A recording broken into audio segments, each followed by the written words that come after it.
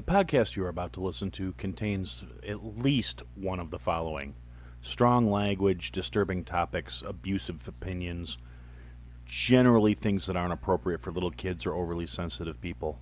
So, if any of that stuff's going to get your nose out of joint, this is your chance to turn it off.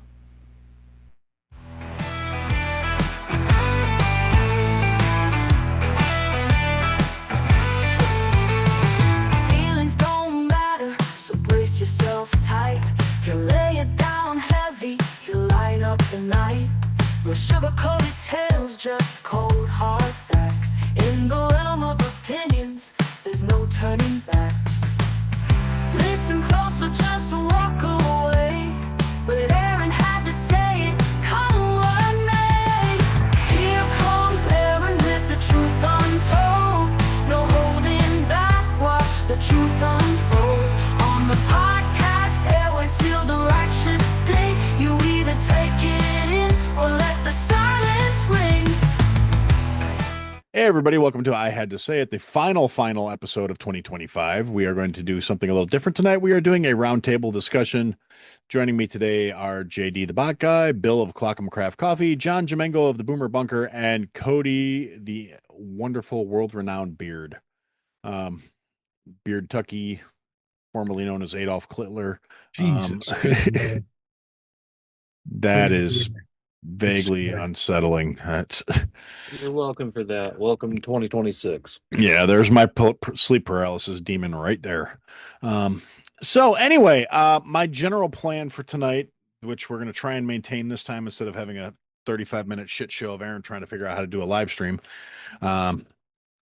We're going to do, I would like to kind of recap the year, just some of the major events, get your guys' thoughts, your opinions, your feelings without hopefully going too far off the rails, and discuss what we're hoping to have happen in the future, and, you know, field any questions you all might have, discuss any subject matter. I mean, it's an open table. I kind of wanted to do something different for the end of the year. And so gentlemen, if you want to maybe do a little blurb. I mean, I tried to do introductions. If you just anything you'd like to tell the people that I didn't think of or any of that good stuff. No, I Floor think is you did a yours. great job. Let's just dive right into some topics. All right, let's dive into some topics. We'll start out 2025, a year in review. It's been pretty much a continuous dumpster fire of a fucking year, despite all the hope and optimism that a lot of people walked into it with. Not necessarily me, because I am a skeptical, cynical fuck of a man. But on the upside, I did finally get my new glasses after, you know, a solid month and a half of bitching about it. They did show up Christmas Eve. You know, they were handled with care and flung on my porch by the UPS delivery person. So that was phenomenal. I really appreciated that. And it's a good thing there was nothing fragile in there. It was just a pair of cheap ass glasses that I think look very dapper on me, even though my wife hates them. So So that was your highlight of 2025? unfortunately, yes, that was the highlight of 2025. It's been pretty much a kick in the nuts after kick in the nuts. I did get to do some cool stuff. I went to a cool live show. I made some new friends. I kept in touch with some old friends. Overall, it's been a good year. But yes, getting my glasses after waiting 6 weeks was probably the highlight of my year.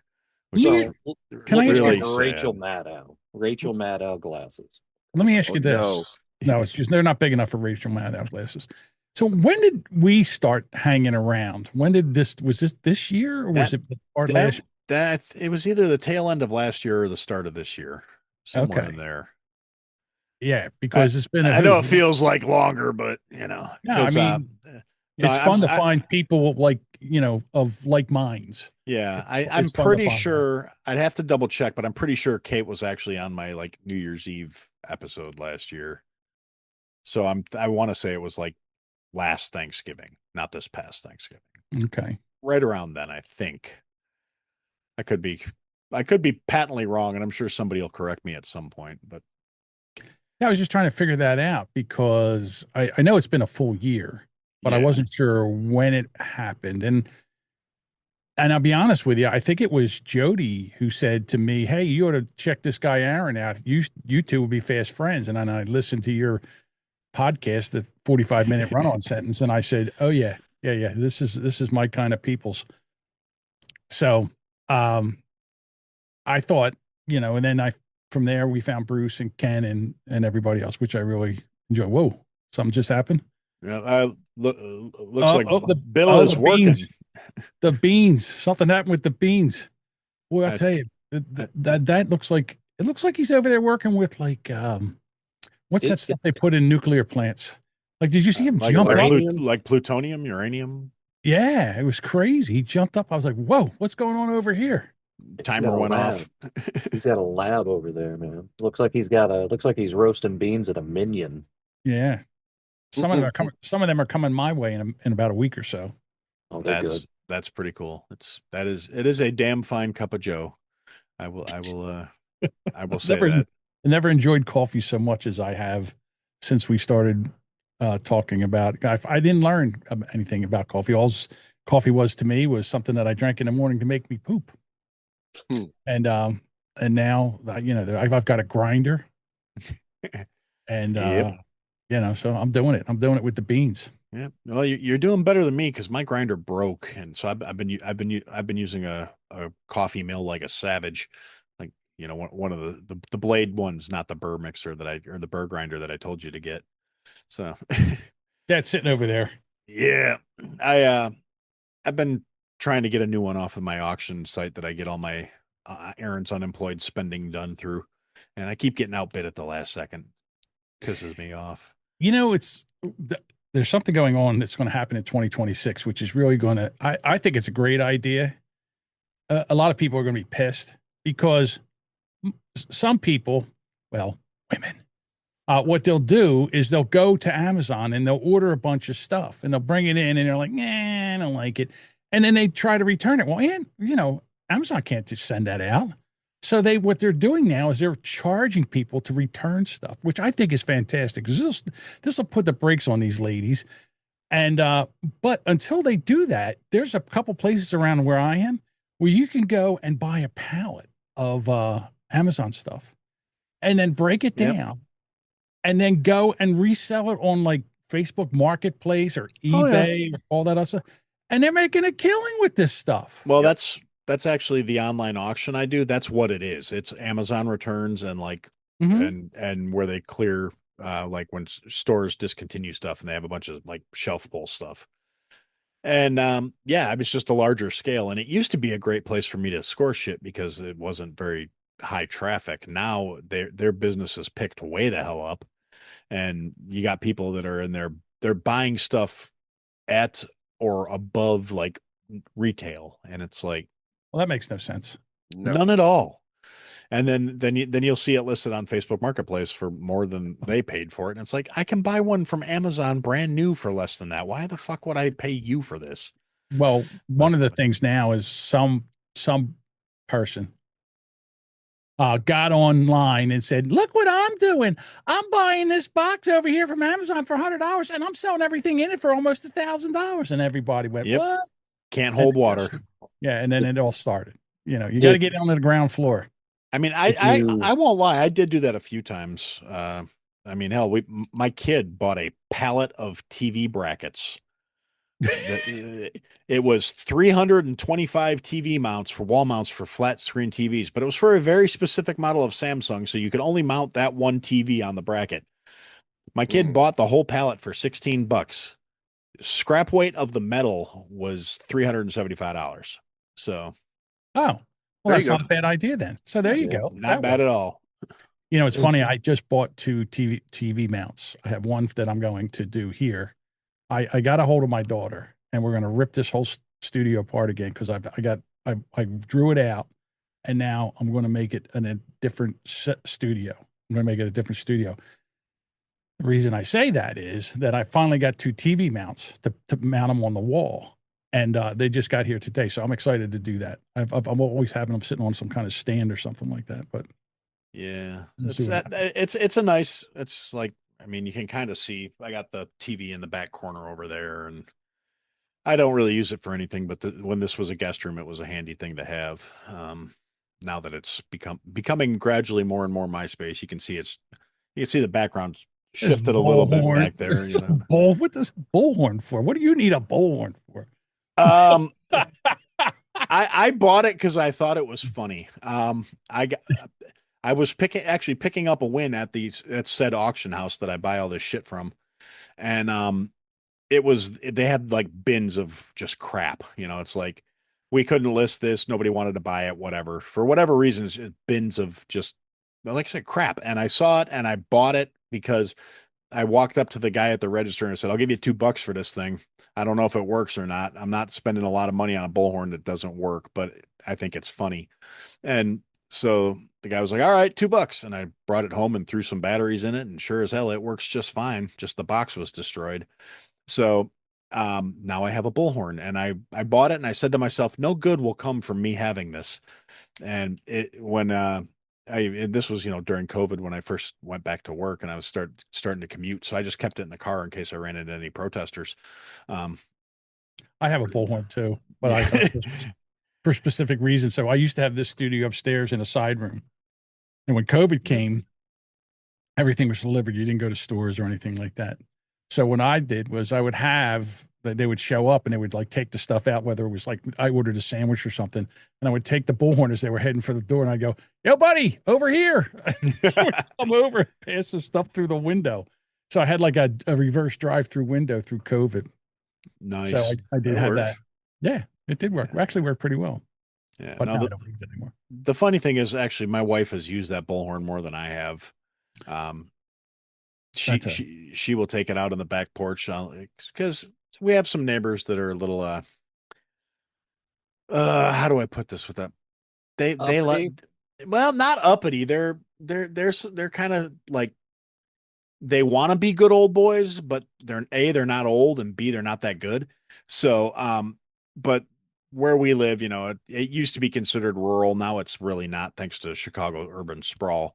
But we get these people that moved from the city and they're like, now we live in the country, so now we can do all this countrified shit. And it's like, you still live with neighbors. And just because you're off on Wednesday doesn't mean I want to deal with you shooting off fireworks at 11 o'clock on a Tuesday fucking night in the middle of May. So my approach has generally been go over and have a little word with them. My wife gets the bullhorn out. Yeah, my wife's approach is to walk out on the back porch with a bullhorn and go, "Shut the fuck up! It's Tuesday night, you assholes! Some of us have to get up in the morning," and then go back in the house. So her way seems to work better, if I'm being completely honest. Much more economical. So where I used to live, it was a neighborhood, and every Wednesday night, once it got warm out, those guys would go out and throw horseshoes. They would drink and throw horseshoes, and they would start throwing horseshoes, I don't know, around 6 o'clock. Well, every once in a while, I guess the beer was flowing, and it'd be like 11 or 12 o'clock, and they're still throwing horseshoes. And they were pretty good at it because it was ping, ping. And the more you drink, the better you get. Or, yeah, whatever. So the girl that I was living with at the time, she's like, "I'm calling the cops." I said, "You are not calling the cops." I said, "That's a neighbor." I said, "Put a pillow over your head, or I'll put a pillow over your head. I don't really care which.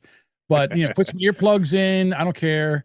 This poor guy, he works all day. And once a week, he throws horseshoes, and we got to listen to this ping, whatever. I don't care. He'll ping himself out by like midnight, and it'll be fine." I just sometimes you got to be a good neighbor. Sometimes they want to just blow off some steam. But it was Wednesday night when it got warm out, and they would do, and they didn't yell. It was just the sound of the horseshoes hitting the stake, and it would drive her crazy. Well, that's the one thing with us. The ping is not. It's not a ping. It's like quarter sticks, mortars. That's a little different. Explosions. Mm-hmm. Yeah. All right. My best neighbor story. It had this dumb kid live next door to me, and he liked to burn stuff. He was a little firebug. He had a burn barrel in the backyard, and he goes out in the backyard, and my kids are outside playing. They were all little at the time. He lights a fire. He messes around with it a bit, and he goes in the house. Next thing you know, his window opens up on the back of his house, and he starts shooting a 22 at the barrel from inside his house. And I came unglued.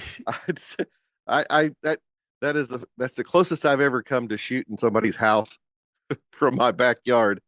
But I started screaming at him because any ricochet could have hit that barrel and came over and hit one of my kids. But I don't understand that mentality of thinking just because you live out in the country that you can just do whatever you want, no matter, if you have neighbors or not. They just don't know. They don't understand because it hasn't happened to them yet. They haven't seen a ricochet or anything like that. So I guess this is how you learn. Can- You know, Well, Can we it was can we better he take a, learned that way. can we take a moment to appreciate that JD is sitting behind a side by side and like that's just fucking awesome. Like congratulations. I just gotta give you props for that, man. Appreciate it. I'd love to own one of those. Not anytime soon. Don't even have Yeah. property to enjoy it. But Yeah. Yeah, my wife actually made me buy this thing for the grandkids. We Oh, only yeah. had one. We had one grandbaby at the time. I bought it several years ago, and the only stipulation I had was that it be diesel. So I had to search through like 4 states to find this thing because they're unicorns. It's almost impossible to Yeah. find these. so where do you live? You must live where it's warm, right? No, no. I live in Well, I live in Northeast subjective. Arkansas. So I guess that depends on what you call warm. Yeah, I mean, it It's Yeah, doesn't get it's cold you enough know where it turns the gas in the diesel oh tank to no. I mean this is a heat Jello. this is air conditioned and heated year round.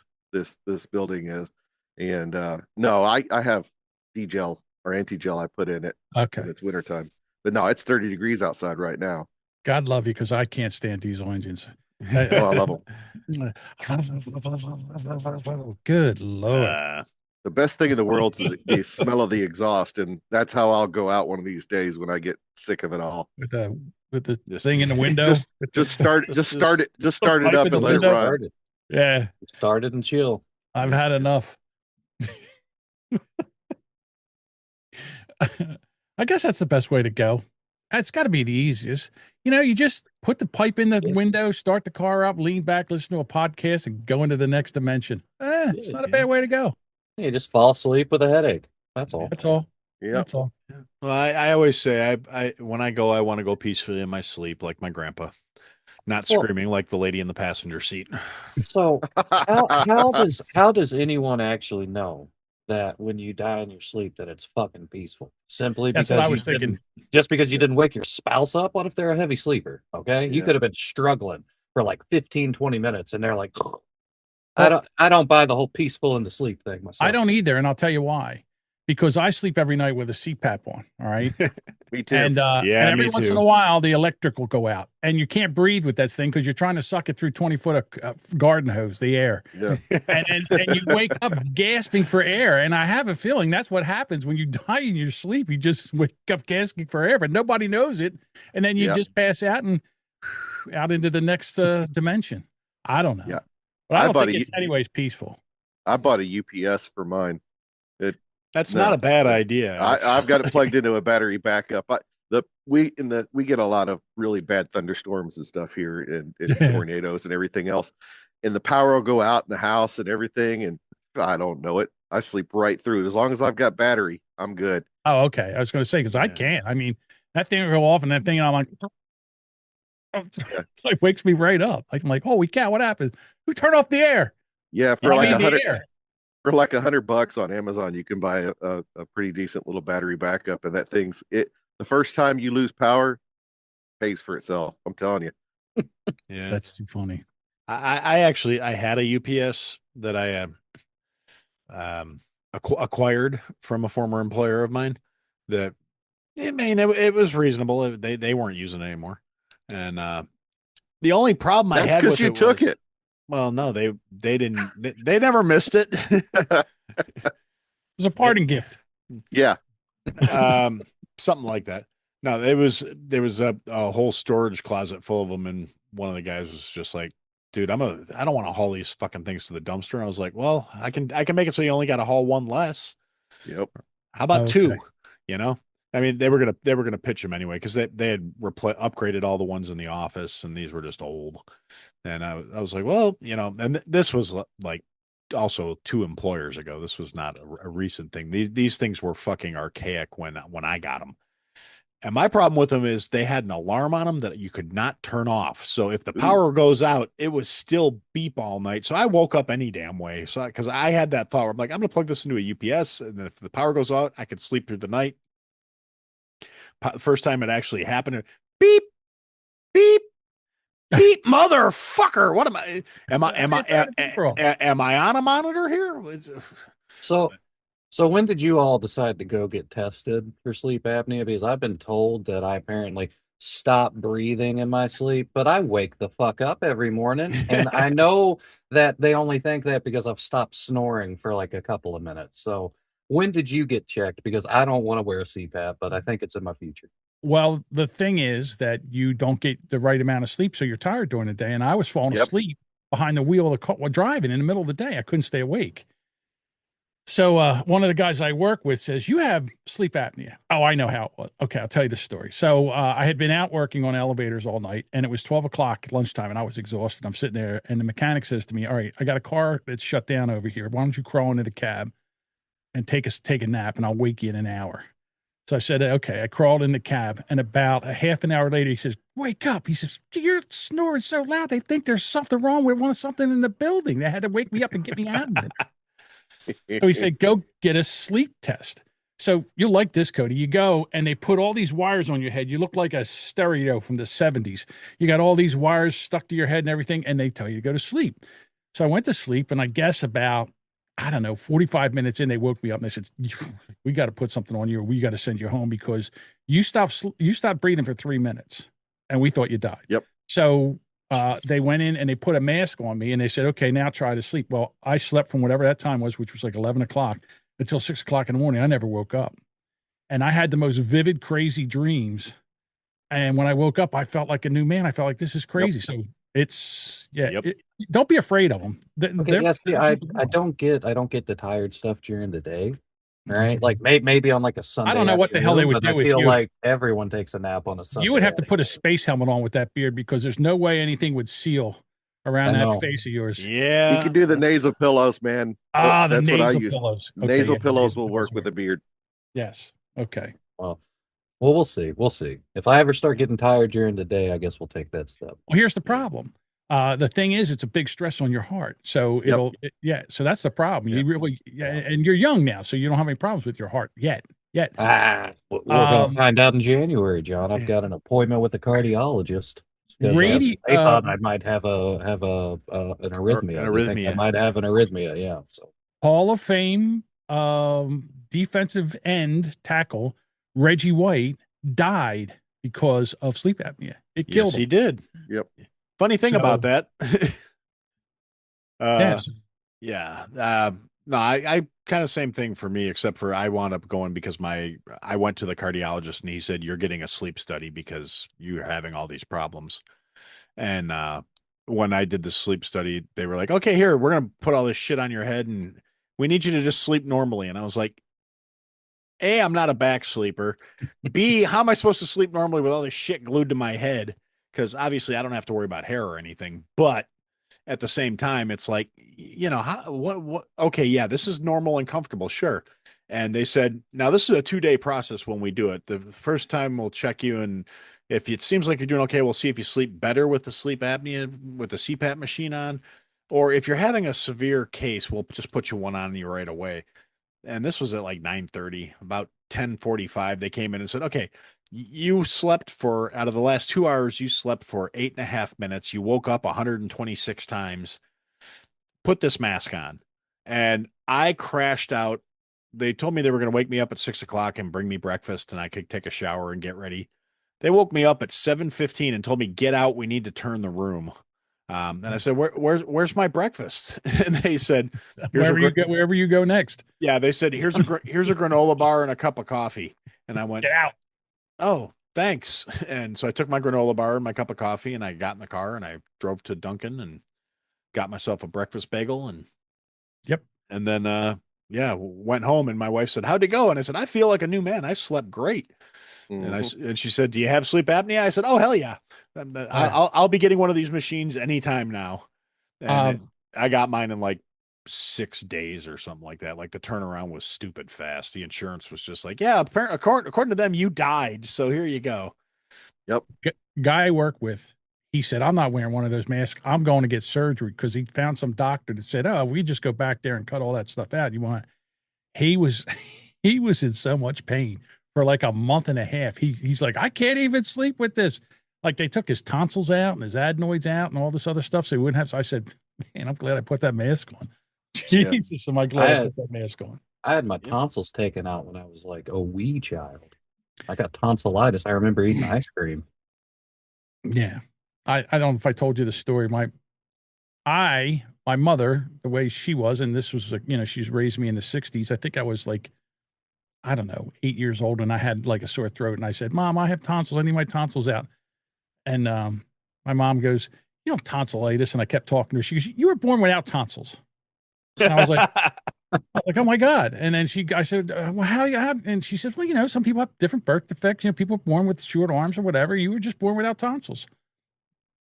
So 24-year-old me ends up getting tonsillitis. And I go to the doctor, and the doctor goes, oh, you have tonsillitis. And I go, I don't have tonsils. What do you mean I don't have tonsils? And the doctor goes, you have tonsils? And I said, no, I was born without them. My mom told me I was born without them. He goes, open your mouth. He goes, you have tonsils? And I go, did they grow back? And he goes, I don't know. So then at 24 years old, I go home. I go, Mom, guess what? I got tonsils. And she goes, huh? And I go, yeah, remember you told me when I was born without tonsils? And she goes, no. I'm like, what? No? She goes, you have tonsils? Who told you didn't have tonsils? I'm like, you did. You told me I didn't have tonsils. So for 20 something, I don't know, 18 years or something, I thought I was born without tonsils. It's amazing what you'll believe your mother tells you. You're a little kid. Yeah. Whatever they say is gospel. Yeah, I was like, oh, I guess I Yeah. don't have any tonsils. She probably just told you that to shut you up. Shuts me up, yeah, because I said, my tonsils hurt. I want ice cream. And she's like, no, you're not getting ice cream. And besides that, you're born without tonsils. And I'm like, okay. Yeah, that sounds about right. I'm trying to think of anything my mom might have said to me like that, but my mom is like, if you ever met my mom, I wouldn't make any sense. If you met me first, you'd just be like, how? How did you come from her? I mean, she is just the like kind of most naive, kind, sweet person you could ever like. I mean, I don't know. Maybe you guys, you remember Pollyanna? Like the movie it was a Disney movie when I was a youth, where she was all shiny, rainbow, sunshine, everything's going to be great, always sees the good in everybody, and blah blah blah. And mean old Mr. Potter was nice to her or some shit. If she hadn't gotten crippled and fucked up at the end of that movie, she would have grown up to be my mom. That's just the kind of person she was. And so, like I said, so I make zero sense to anybody that met me first and then meets hers. Just like, I don't get it. One of my very dear friends, who was one of the groomsmen in my wedding, buddy of mine from culinary school, he when I first moved down here to Illinois, well, like I said, one of the first friends I made. And my mom's block had a block party every year. And she said, hey, we're having a block party. You should invite some of your friends from school. So I invite my buddy Matt. And he showed up at the door to my mom's house. The block party, he had to walk like 2 blocks to get there. And I told him I'd meet him at the house. He shows up, rings the doorbell. My mom sees him from like up the street. Like, oh, hey, you must be Matt. Yeah, the guys are all in the back because they got a keg of beer and they're in the back. You want me to make you a plate so you can go hang out with the guys? And here, come on this way. Let me show you where it is. Blah, blah. And then my younger brother and I were both there. And my buddy Matt had met my younger brother. And he's like staring at me. And I'm like, what? And he goes, was that your mom that showed me where you guys are? I said, yeah, that's my mom. He's like, biologically your mother? And Were I you went, adopted? yeah, and I'm like, Did they take the wrong kid home from the hospital? well, see, That does happen. that's what I used to say. And until I finally saw my dad without a beard. And then I went, nope. Yep. Yeah. I'm in the right house. Never mind. Cause, other than the nose, we have the exact same face if he shaves. So, Yeah, it's funny. If I look at pictures of my father, now we look exactly. We could be twins. It's crazy. Yeah. And then I look at my son, and my son at what age I would be, and we could be twins. It's crazy how it is that almost exact. I have a cousin that I look a lot alike, and if I see somebody else, they'll say to me, "Hey, Mike," and I'm looking, and they're like, "Mike," and I go, "Oh no, I'm sorry, I'm John. Mike's my cousin." Oh my God, you guys look exactly alike. And I'm like, yep, we do. yeah, I get that every once in a while. People are like, hey, Melissa. And I'm like, nope. Melissa. Melissa. Holy cow. Oh, it was the Christmas picture that did it, right? With the dress. Yeah. You wear that all the time. Don't lie. It's purely a comfort thing, Yep. Gotta let the twins breathe. Um, Mhm. yeah, no, my wife thinks she's funny. She's in the She chat. is. She is. It was Yeah. funny. Mhm. Yeah, she got a lot of traction off of that post. People that she hasn't heard from since high school were commenting on it. It's phenomenal. Hell yeah. But yeah, no, actually I say that and it's funny.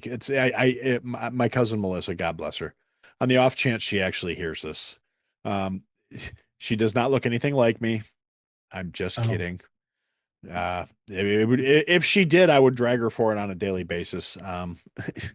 And she knows that she's more like my little sister. She grew up a house down the street from me, so it's we grew up, we were kids together, and she knows exactly what kind of an asshole her cousin is. So she knows, Mel. If you see this, you know damn well I would talk shit if you looked more like me. So yeah. Oh, Mm. and there goes Bill. There is a coffee emergency occurring right now. Or All right. he just got sick of listening to this shit. Oh no, no, definitely not. he's putting his Bill coat loves on. He's us. leaving, so we're his entertainment for the ride home. It looks like. Well, I mean, there's nothing like listening to a bunch of old guys talk about how they ended up with the CPAP. Right. Oh yeah, no, this is riveting podcasting right here. This Oh Oh, is yeah. well, I'm only considered old to Zoomers, okay? So I'm not that old yet. yeah, you're old by association. Yeah, my no. my cola guard box just came in, so we could always talk about how I have to shit in a box within the next couple of days. Oh Oh, yeah, we don't need to start the I th- colonoscopy. no, I think I'm gonna pull the executive card on that one and say I would rather not. If it's all the We're same to you guys. not gonna talk about a poop box. Nope. No, Nope. although just in a footnote, have you seen now apparently Cologuard, the same company, is now doing Cancer Guard too? I did not know that. Yeah, That I did not know. I just saw a commercial for it today. And Because I don't really watch TV, but Shauna was watching If the if hell's the I'm name of not the show? mistaken, I think that's only like 40% accurate. And they say just because you get a negative doesn't mean you're actually negative. And if you get a positive, you should definitely go get a second opinion from a real right. doctor. I'm pretty sure they Yeah, Mhm. say that if it's the thing I'm thinking of. yeah. There's a disclaimer in there, but it's better than getting a camera shoved up your nethers. But yeah, no. Apparently they now make a cancer screening test too. Because Shauna was watching. Like I said, They have it's got this thing that you lay on a table and it goes over you like Star Trek, and it does a lot of these different things. It can tell you a lot of things that are wrong with you. And I'm like, I don't know. I'm eh, not. I saw a scale that when you stand on it, you like have to bend down and grab this thing and you pull it up, Mhm. but it like sends an electric current through and it'll give you like bone density, water weight, body fat, yep. muscle, all this kind of shit. Yep. I'm thinking about getting it because it seems pretty neat. Yeah. Yeah, I've got one that does all that and it synchronizes with my phone and Yep. records all the statistics and stuff. Yeah. Yep. I got Body one too. composition scale. Body composition scale. Yeah. I got one, and I got mine for free. Ooh. Me Because too. yep, I Is it technically considered a preventative measure? Because if so, I could pay with it with my HSA account and get it for uh essentially You can free. pay for it with an HSA account. yeah, That's how I Perfect. got mine. Yeah. Perfect. Thank you. I will definitely be picking one up then. yeah, Yeah, especially if you got money to spend at the end of the year, you got to get rid of it. yeah. Oh no, not FSA, not Oh, HSA. Yeah, yeah, yeah, well, yeah. It's essentially like a third It's retirement account for me at this point. So yeah. I no, that's how I got mine was they did a wellness program with my insurance last year, and they were like, "Here, would you like any of these following options?" And it was like body composition scale, blood pressure monitor, like the CGMs I wear. I got like a year's worth of them, so I'm like, you know, yeah, why not? I'll take all the free shit because it's free shit, hmm and I love free shit. So, and yeah, I every morning I step on that thing and I call it a liar and I give it the finger and then I you're not cry for supposed to do that with the scale. The, no, no using the finger. I know. Supposed to use the whole hand, but Yep. um, no, it's a very cool thing to have, and it's like I said, in a lot of cases, it's considered a preventative health care. So, yeah. Gentlemen, I have to jump off here, but before I go, I just want to say Happy New Year's to everybody. And then Mm. tomorrow night, if you're not doing anything at 6:30, join us over at the Boomer Bunker, normal place, normal time. Well, different. What you know what I mean. But I have to go. Same bat time, different bat channel. Okay, That's gotcha. it. All right.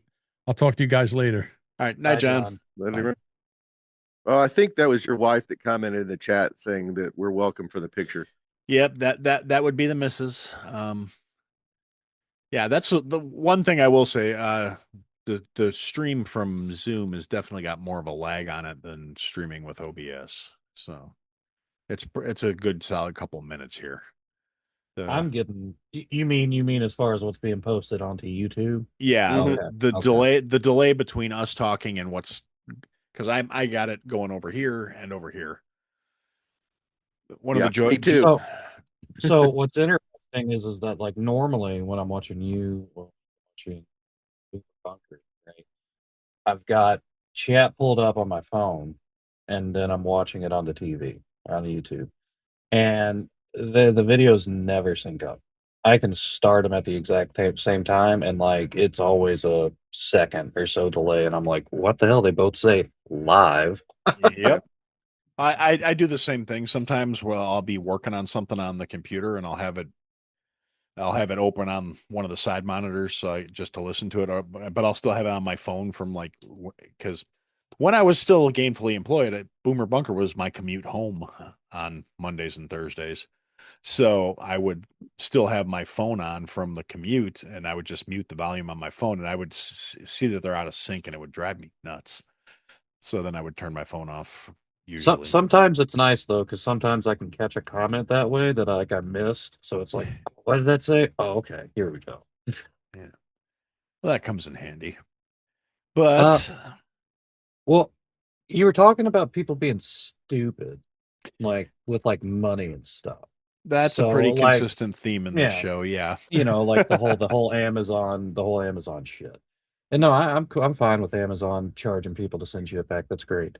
But I wanted to ask if you two remember the JP Chase or JP Morgan money glitch, whichever it was. The one that was going on this year where people were going to ATMs withdrawing money and then going inside and Hmm. yeah. Yeah, Yeah, they're that basically getting access to like tens of thousands of dollars that they didn't have and didn't realize they'd have to pay it back with interest to the bank. Mhm. So just wanted to let you all know a new money glitch dropped just in time for the holiday season.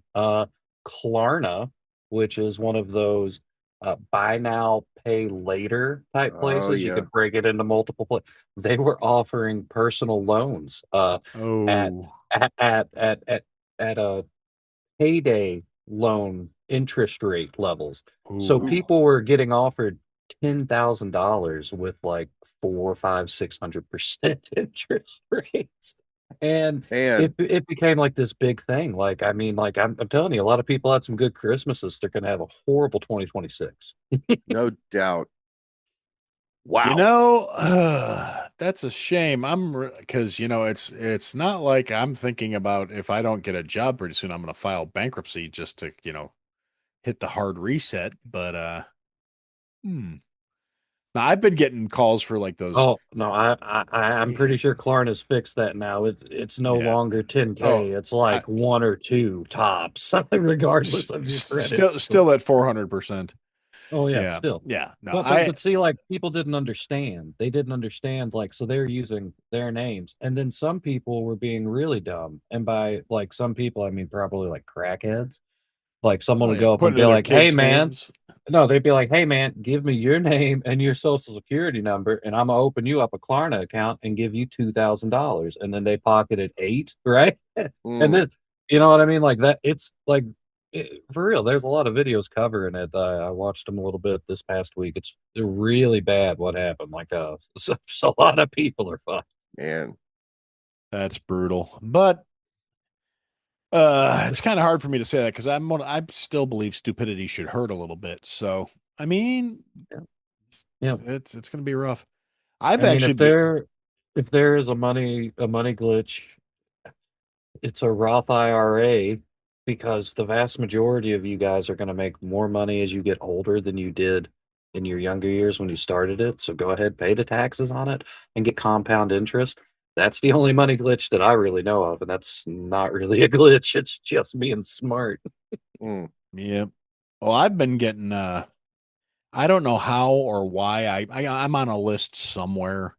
I've been getting robocalls every day for the last 8 months, maybe a year, that I'm pre-approved for a loan, and we just need to go through the final steps for me to authorize up to $60,000 of, blah blah blah blah blah. And I'm like, Mm-mm. I don't know why they don't get the hint. I don't even. It's really kind of an awkward time since I'm actively job hunting right now. My standard policy of I don't want to answer the phone if I don't recognize a number doesn't work Right. because it's like, well, I could be expecting a phone call from New York because that could be where the operations or the hiring department for this company is. Because I mean, I'm not going for like mom and pop places, and the dynamic has shifted on job interviews where it's you don't just go out and start knocking on doors and ask if people are hiring anymore. So, because I'm trying to get a good money job. So I'm dealing with massive corporations. And it's like, yeah, I got a phone call from some nice lady from New Jersey uh, a couple weeks ago where she wanted to confirm. And I see, New Jersey number on my phone number. And I'm like, that's not Kate. That's not John. Not because I don't have Kate and John's phone numbers. Well, then how do you know it's not fucking them? Because they don't have mine either. Fair point, fair point. But I mean, just out of the blue, Yeah, randomly, no, they could just be like, no. But I'm like, this is probably, I'm like, it's 60/40. It's probably a scam call. I'll just let that bitch go to voicemail. Yeah. And then, I listen to the voicemails and 8 times out of 10, it's, hey, we just need you to call us to finalize your loan. You're pre-approved for $50,000 and, blah, blah, blah, blah, blah. You could have your money by Tuesday. And I don't, so it's just delete. But this one turned out to be a hi, Aaron. I'm calling from, yada yada company, and we'd like you to call us back if you're still interested in this position. And so I call her back 5 minutes later. Yeah, I'm sorry, my phone was out of reach. Or I was on the other line. It's always some good spin as to why I don't. And well, it's like I don't want to yeah, just be like yeah. I'm screening calls because I get a bunch of No, spam. just But tell them you were pooping. I'd be like, yeah, I was pooping when you called. I'm I done didn't. now. I didn't figure you wanted to hear me pooping. I've flushed and wiped and washed my hands. I'm ready for the interview. Yeah, it's very important to present myself as a professional. So Yeah. Yeah. Let yeah, them know you wash your hands. Food safety first. exactly. But at the end of the day, it's a nuisance. But like I said, the back end of my brain is I'm like, these are not all the same predatory finance companies. If I took all of those loans out within like 48 hours of each other, they probably wouldn't have time to post everything to my credit report. I could get like, a six-figure lump of cash, and then could I just file bankruptcy? I don't know. I mean, all right. So, you know what? I'm not even going to breach this on air. So, what I'm going to do, Aaron, is I'm going to reach out to you privately. And I know that laws vary from state to state, right?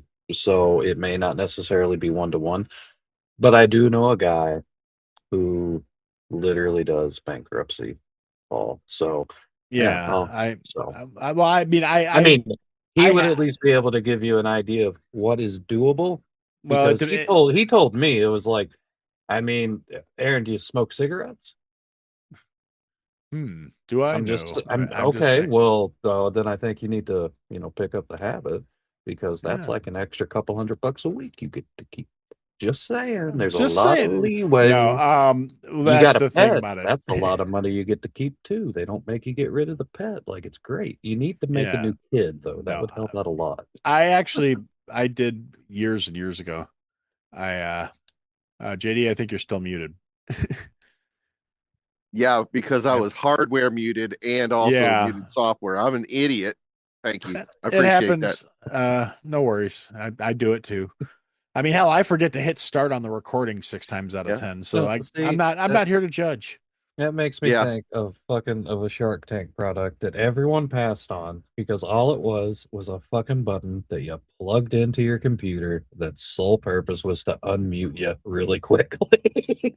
But I mean, it's just like, yeah, it's a silly product. It's a kind of Yeah. a gimmick, but I mean, everyone's been in that position where they're chatting for a while and it's like you're muted and you don't hear Yep. them, you know? So, Yeah. Yeah. Well, my thing is like you go for a bio break, and the last thing I want to do is for you guys to listen to it while on live. Yeah. Everybody and their mom gets to hear it. Yeah. I mean, I don't know. That may be one of those signs like Aaron hit the Powerball kind of things. Like there may just be a live stream where you don't see anything, you just hear a lot of really awkward noises. Just because I'll think it's funny at that point. Like, well, I dude, mean, what are you, a camel? you, you, you, you stream long enough for enough days in a row and stuff, you end up thinking you're not on stream and doing something you don't want to do. Oh, Yeah. I've definitely seen some clips of stuff like that where people are trying to do these like record breaking streams, and then all of a sudden they forget they're still on stream, and then something Oh, disturbing happens. I think the best ones are like either right before they think that they're going to start their stream or right after they think they've stopped their stream and yet they're still alive. And then it's like time to go look at the naughty sites. And it's like, no, you got No. to quit, buddy. Look up at your computer for 2 seconds, please. Like Yeah. notice the light on your camera is still on. Yeah. Because I mean that's the big indicator for me, which is one of those reasons like, well, for a little while where I was looking at laptops and it's like, well, they don't have an indicator. That's a problem for me because my webcam has a nice little ring that lights up that tells me it's turned on. And my other Mhm. camera, the HD one that I don't ever use because I don't like the angle of it, it's like over here, so it's side of my head. That one doesn't, there's no way of knowing that it's actually doing what it's supposed to. And I don't know if it is doing what it's supposed to right now. Well, it's recording. I can see you. Hmm. No, that's the other camera though. Microphone. Oh, now you sound different. You broke it. No, I actually noticed that the little light on the side of my HD camera was flashing that it needed to be reset. When I did that, it switched over to the camera mic instead of my mic. So I switched it back. I should sound back to normal now, I Yep. think. So Yeah. yeah, that's the one thing when I was rearranging my desk and my work area here a little bit. Um, because with the death of the old computer and the integration of the new computer, it's a much bigger case, and the old one was actually on the desk, like under the monitor on this side here. And I decided it was better if I put the big one down, and I had to redo a bunch of cable management shit. And apparently, I just didn't reset the camera, so that's why that was like that. But I think if I see that's the HD. Oh It yeah. looks Just as goofy looking in HD as I am in the other camera. But it's this one's actually a lot of fun in terms of it, like it's got night vision and all this other shit on it. So it's got I yeah, I can do think the other one looks better. yeah, but the $65 Logitech webcam. But I mean the other one, the HD cameras, a 4K whatever. But this is like it's got a broader Well, I mean, coverage. mine's a Logitech. I don't remember what I paid for it years and years ago, but it says right on it HD 1080p. Yep, that's actually probably the same one I got. Like it's like a rectangle shape, and like it's got little semicircles on the side that light up. Yeah, Yep, that same would be one. the one. See, that's why I knew it looked good. But and like I said, you could see the all the assorted stuff in the background with that one. Where if I use the HD one, just basically just get this, and nobody wants this. So, anywho's it's since we've been rambling incoherently for a little while here now, It's New Year's. It is New Year's. We are in the in between times between Christmas and everybody going back to reality. Mhm. So do we want to touch on some events of the year or Yeah, why not? I don't care. okay, because or do we want to stick to just more recent current events? Because I've I've got thoughts on both. I just I've got thoughts on a recent event too. Probably yeah. not the same. Probably not Well, the same one. well, but we do have you know, like I said, it's been an interesting year. Donald Trump was sworn in as the 47th. By the way, these are bullet points courtesy of Grok. I said, what are the major news points of this year? Because it's the end of the year and it's podcast, so everybody has to do a year in review. I need bullet points, and I'm not doing the legwork myself. I have AI for that. And it said, let's see, it started out with Donald Trump inaugurated for his second term as the 47th president of the United States of America. Yep, that happened. It was it was a thing, Mhm. which immediately kicked off trade issues, tariffs being put across the board, increasing prices, massive federal layoffs, and the Department of Government Efficiency coming to existence. And these are Grok's bullet points because, yeah, Doge did come along. Doge was a thing. Doge found a bunch of waste, and then nothing really came of it. So Nope. that was a shame. I mean, and I don't know if you guys, because again, I don't necessarily assume anybody's algorithm is as stupid as mine is. I don't know if you guys have noticed Elon's been making a lot of comments in the last couple of weeks, like, oh yeah, hey, by the way, remember when I pointed out all that waste and fraud? It's so much worse than I thought. And yeah, it's like, Yeah. fortunately, he can afford good security, I guess, but he's been really on that one. He's like, oh yeah, no, the 20% of our 20% of our annual spending is probably going to fraudulent causes, and it might be more. I'm like, that's like 1.3 to 1.7 trillion dollars a year in fraudulent money laundering and waste and fraud and Well, we know where a few billion of it went. yeah, Somalia. Mm. It's a fabulous thing. And I did anybody who's, I mean, you got my listeners that I'm talking to right now, but you guys know I've talked about Timmy and Ilhan Omar and plenty in the past, but it just keeps snowballing, and then we get this like 23-year-old kid who goes out and does what journalists used to do, and starts knocking on doors and asking questions that nobody wanted to answer, getting a bunch of Somalis slamming doors in his face and say, oh well, we can't see any kids here. And then the funniest thing for me has been the degree to which people are trying to excuse the shit. Like, of course you didn't see the kids. We don't want you seeing kids at the daycare. Not like this place might be defrauding the federal government for millions of dollars per year, but no, it's a good thing you didn't see the kids. I mean, that to me, that's a real reach. That's Mhm. because it's not that, particularly when you look at it as it's not the people that are traditionally the most concerned about the health and well-being of children and the safety of children saying, oh no, it's a good thing these Somalis that don't speak any English wouldn't let you in to prove that there's no kids there because we don't want you around the kids because you're some rando with a camera. Yeah. But if he was a Generally, rando in a camera in a dress, they probably would yeah. have been on board. Generally speaking, you can tell if a place is a daycare or not Oh yeah. because they've got shit around, like stuff that kids play with, and you know, people The are windows aren't picking their blacked out. yeah, their people are picking their children up or dropping them off or Yeah. They're they're whatever, they're usually not in industrial parks. or They or a smoke shop. or a smoke shop. Or they have, working phone numbers. That's my favorite one I saw today. One of the places on their federal paperwork for their like federal funding, the phone number is the governor's office. That made me laugh so fucking hard for some reason. I don't know why. Maybe it's just because I'm a lack of sleep. It just tickled my funny bone just right. Where I was just like, Because that's they knew how flagrant they could be. They Yeah, knew. They oh yeah. knew that they knew there were going to be no consequences. And to be completely honest with you, I'm going to be surprised if there are consequences. Oh well, some of the catch myself there. It's what some of the Somalis might actually wind up getting, thrown in jail, Deported. deported, I processed. mean, Someone will all. complain that they're not getting their due process.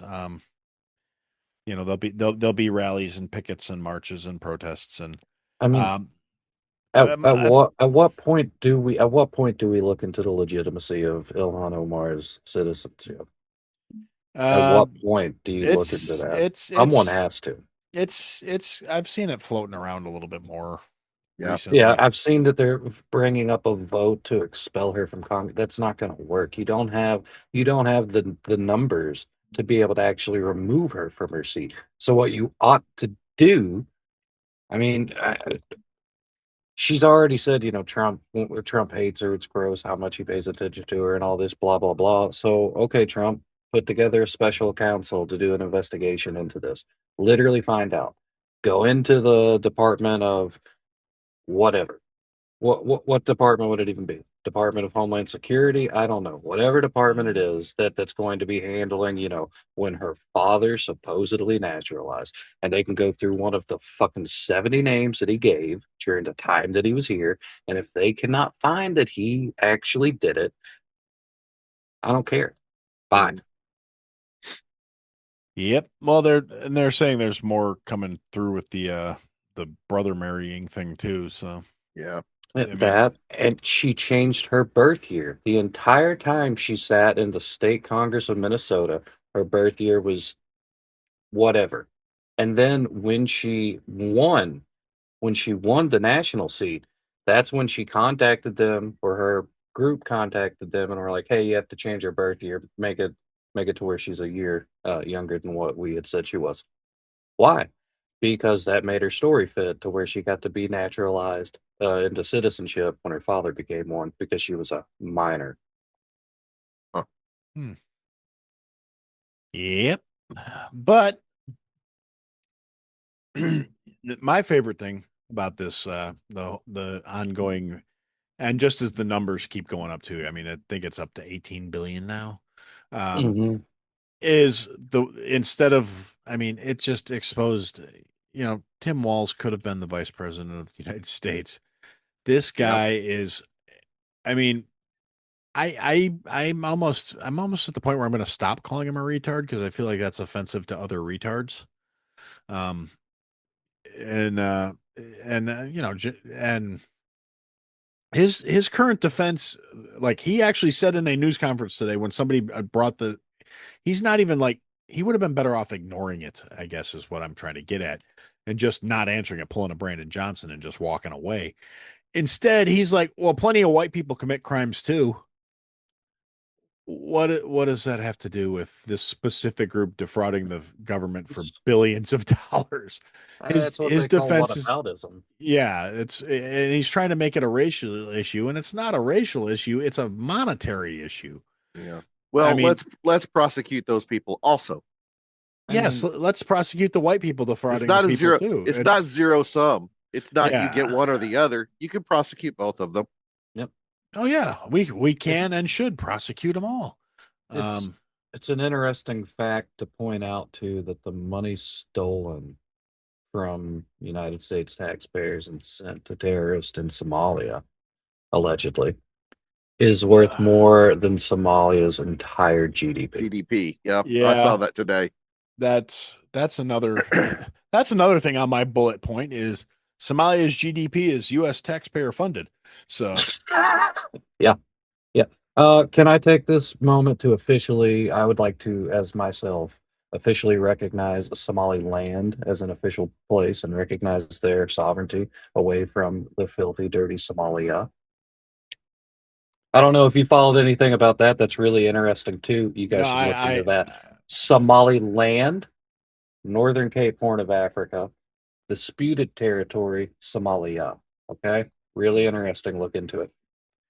Hmm. okay. I was just going to ask if that was just like Minnesota's answer to Disney World, but No, they want to be an independent nation from the Yeah. corruption and terrorist supporting that is Somalia. I mean, in fact, in Somaliland, they put up an Israeli flag because they're like, we don't like this terrorist bullshit. We want unification.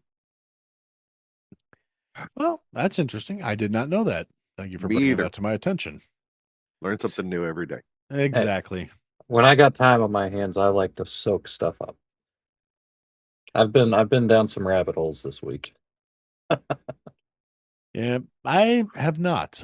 Actually, I've been basically coasting since Christmas. I it was very much a like really chill. Had a very nice time with the kids. They came over, hung out with the in-laws. I got some new boots. I'm happy. My kids spoiled me a little bit. I got a bottle of Whistle Pig Rye single barrel that is back there somewhere on my shelf. Eventually, I'll be getting some shelves on there so I can put my bottles out so they're not on top of my record player. But one thing at a time. And Or but you could yeah, just drink it. I could. But this is actually a hand numbered bottle, limited edition. Like they did a run of the Rye for the Shy. It's got a separate label on it, so they. It's. I thought it was kind of Are neat, you gonna and are you gonna uh, sell it? no, I'm just gonna sit on it and enjoy it because it was a thoughtful Yeah, gift from my kid. yeah. So Um, get a decanter, sit on it, and enjoy it. That's what I'd say. but it was this is 2 years in a row he's got me like a numbered bottle of bourbon, so it's or a numbered bottle of whiskey, I should say. He got me a bourbon last year, which was like uh, it's a Texas bourbon, which I didn't know that was a Yeah, thing, but yeah. It can't it's be called a bourbon then Yeah, legally. it can. Yes, it can. Did, It did does that not. That is change? not a rule. It's all. it's It all has to do with the process and not where it was bottled or distilled. So it has to be done with the barrels then. It has to be done with barrels. Well, it's Is it the the charred recipe. barrels? Well, the recipe has to be a certain amount of corn and whatever, and then you have to age it in the barrels and all that stuff. I'm not an expert at this. I just drink the stuff. Of course, they gotta take away the one thing Kentucky had besides chicken. hey, you still have Kentucky Kernels. I mean, Yeah, yeah, yeah. Got Yeah, oh, got new ones apparently. Kentucky yep. Colonels. I mean, I know what that is. You just send them some fucking money and you become a goddamn Kentucky Colonel. So, Well, sometimes it can be just an acknowledgement of whatever contributed contributions to society or yeah, whatever. you can get nominated for it, but you can also make a nice donation and you're now a Kentucky Colonel. So Yeah, but yeah, no, like I said, a couple of years ago or last year, he got me a Kentucky or a Texas bourbon that was like the second year this distillery's been in business, and again, hand numbered bottle, and it's all fancy. And I looked it up, and he paid way too much money for this first bottle of fucking bourbon in the first place, and B, a year and some change later, it's now at like a $300 bottle of bourbon, apparently by collector standards. So I'm like, I like this. It's going to sit there and just look pretty for a while. Might be an investment. Who knows? There are people who do that. I mean Yeah. that's a legitimate thing. People who uh buy alcohol of some sort or another and then just hold on to it.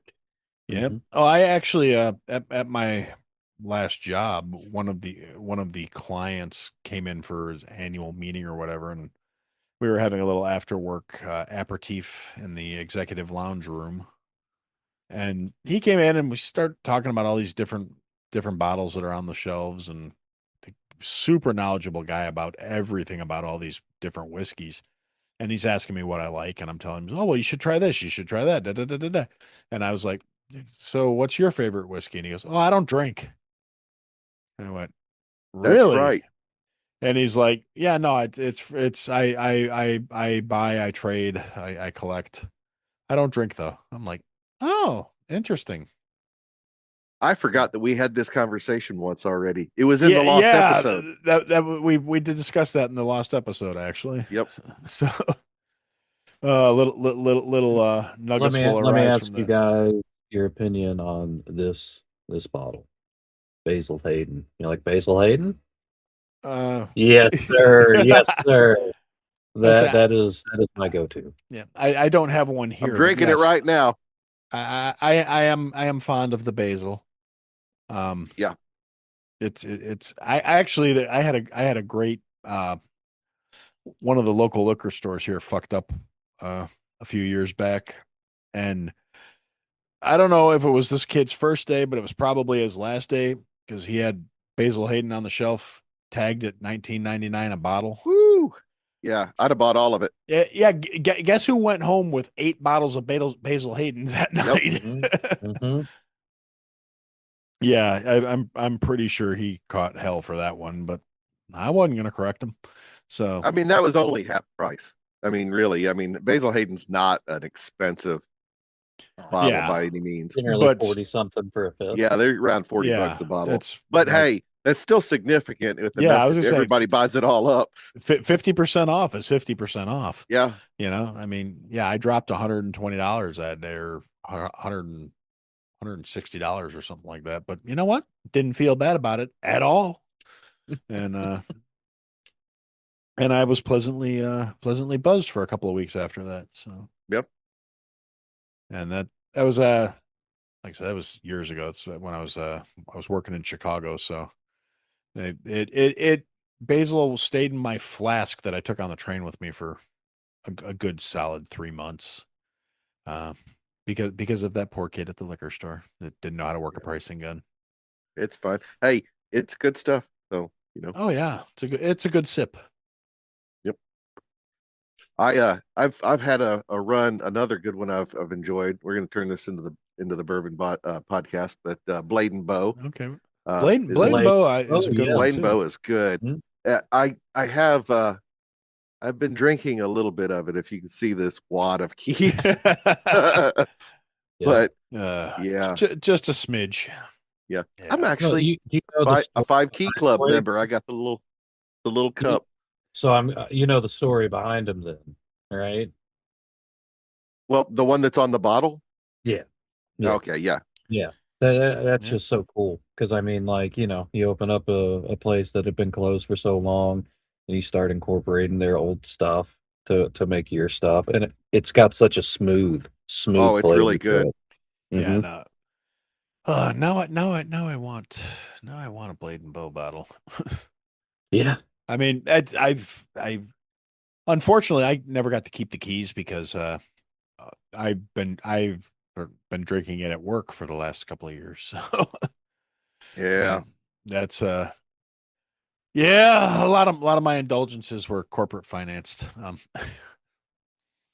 And now they are uh sadly on restriction for a little while. But Aaron, do you like caviar, Aaron? um honestly, I could take it or leave it. I'm not.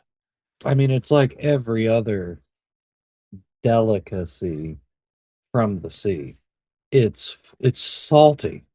Well, yeah. It tastes like it to me, oysters, caviar, all that shit. Right? That all to me it just tastes like, oh, I've got weird texture ocean in my mouth. This is so pleasant. Why do rich people eat that? What's the point? I've Um never actually had that, so but well, I mean I've had standard, like, salmon roe. I've had a lot of different kinds of it actually. And I've had actual beluga caviar from Russia. And supposedly the best caviar in the world, and it does nothing for me. I mean, people will be like, "Oh, this is a delicacy." That's a really weird way of saying something you got to force yourself to eat. hmm What about squid ink, Aaron? You ever made squid ink something? Yes, I have. Oh my fucking Actually, god. And what does that do? Does that change the flavor or does it just make it fucking black? it changes the flavor a little bit. It makes it fucking black mostly. I've made squid ink pasta. So like I can't imagine it'd taste any different than if you're chewing on a pin and it busted in your mouth. I can't imagine it tastes any different than that. Well, it no, because like pen ink is more metallic based.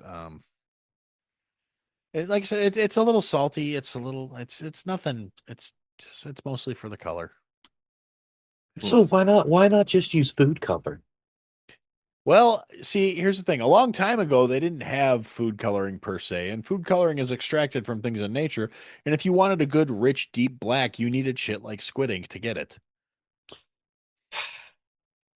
You know what I'd do as a chef? I would just put that musu black in there the darkest black in the world, the paint, right? Mhm. Yeah, And I actually want to get some of that. Just again, this is more like when Aaron's back to having a job kind of stuff.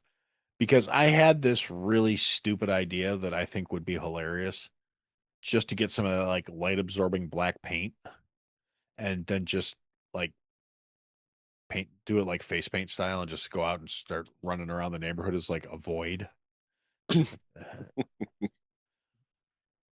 like, I'm not sure what I would that do it was. on I would do it on a morph suit before I would put it on you just in case. Yeah, Right. that's probably a good point because I mean, I don't know if that shit would stain. I, Sure, it will. I'm assuming it would. Oh. This is something I learned this past week. Did you know that like back in the 70s, maybe it was the 80s, that they were like, We've invented a marker that is so permanent, like it's permanent. Like you can't get rid of it." And like they started giving them to schools and people would write on blackboards or whatever. And so they're like, no, the only people that have them now are the government. All right. And what they use them for is nuclear waste container. So they can write like leave this shit alone and it'll stay there even as the material decomposes. It'll just be there. Mm. Oh, hey, I just noticed in the chat. I don't know how long ago Mike said this because the whole lag thing, but Mike said a few years ago, due to the gas station had a pump price for premium $2 less than it should have been. He got all his vehicles there and filled them all up, and then told him good play. That was the proper play. Good job. And I Filled can up a say few that. drums, filled up a few Yeah, I containers, was you gonna say know. I would have taken the fucking all the gas cans I have, and Yeah. which uh rent rented an oil tanker, yeah. dumped out their whole stock. Then I told them. Yeah. Many years ago, I had it back when I used to have a motorcycle. We were on a road trip and we stopped in Poplar Bluff, Missouri. And I was almost out of gas and I had to stop, obviously, get some. And the pump they had, I think they maybe were getting close to being out at the station, but it would barely trickle out of the pump. And I'm a hard-headed guy, and they're like, "No, I'm gonna get this shit." And then I started noticing that the counter on the pump wasn't moving much. So I just sat there and barely squeezed it and filled my tank up for like $1. It's like, your Yep. loss, buddy. I paid for that shit and left. Yep. This is the way. Um yeah, my biggest in terms of gas, there's a gas station here that does rewards points and it'll let you cash in your points for taking off uh like 5 cents per like 100 points or something like that. And we were doing a thing where at the place I was working at the time, we were bringing in like I want to say 7 or 8 dozen donuts every morning. And the company was paying for all the donuts, but the company didn't care about the rewards points. So I was using my rewards number to get all these rewards. I wound up paying 9 cents a gallon for gas for like 2 months. It was phenomenal. Yeah, yeah. Yeah. And my son does that shit. He has to go run around and buy stuff for the company he works for, and he has rewards uh accounts at every place that he goes that offers them, and so he's Oh building up rewards for all the stuff that he's not actually buying himself. yeah, that was it's actually kind of funny. I had that with the place I was working at the local grocery store because being a testing chef, I would very often have to go run and grab a couple things here, a couple things there, and I'm not going to order a whole case of stuff when I need like 2 cups of it. So I would go to the grocery store for a lot of the staple stuff, produce and milk and stuff like that. And I wound up getting, I had so many points that were about to expire. I was like, well, I need to go burn all these points up at the grocery store. And it's not the store I usually shop at because they're usually a little more pricey, but it was the only one close to the office. And they have one here by my house that I usually don't go to because, like I said, pricey and I'm cheap. So, and I went in there with like, I guess I got a notification on the app, like you have 7,000 points that are about to expire. Well, what can I get with 7,000 points? I can get some free ice cream. I can get $10 off my meat department purchase. I want to go in and buying ground beef. I think I want to pay in like $2 a pound for it because I used the $10 off of a meat department purchase. So my $40 pound, 10 pounds of ground beef turned into a $30 10 pounds of ground beef, and little stuff like that. It always You makes know, sense to me. If you gotta do it, you might as well do it. you know what rewards program I hate? Lowe's Cash. I fucking Lowe's hate Lowe's. cash, huh? Yeah, dude, Lowe's Mm. Cash. The reason I Mm. fucking hate it, I don't go to Lowe's enough. All right, like, and when I go to Lowe's, I make like a big purchase. It's like if I'm going to Lowe's, it's to get what I need, and then I'm not going back to Lowe's. Although we all know the first time you go to Lowe's, you're going to go back 3 times that Right. day. You forgot, but besides that, that one day, that's the Lowe's day, right? And then I don't look, and then, like, I get like on the little app or whatever, and it's like, hey, you got Lowe's Cash. And I'm like, hell yeah. And I'm like, how much do I got? It's like, you have no Lowe's Cash. And I'm like, wait, what? You just told me that.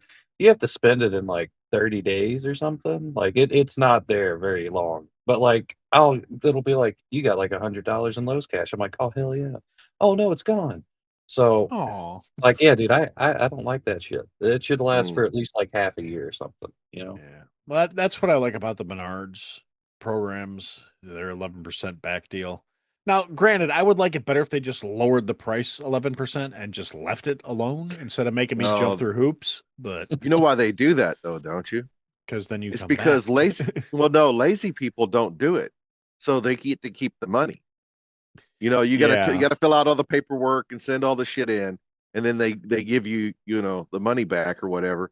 But most people don't ever do that. So if they lowered the price, everybody would get the money off. yeah.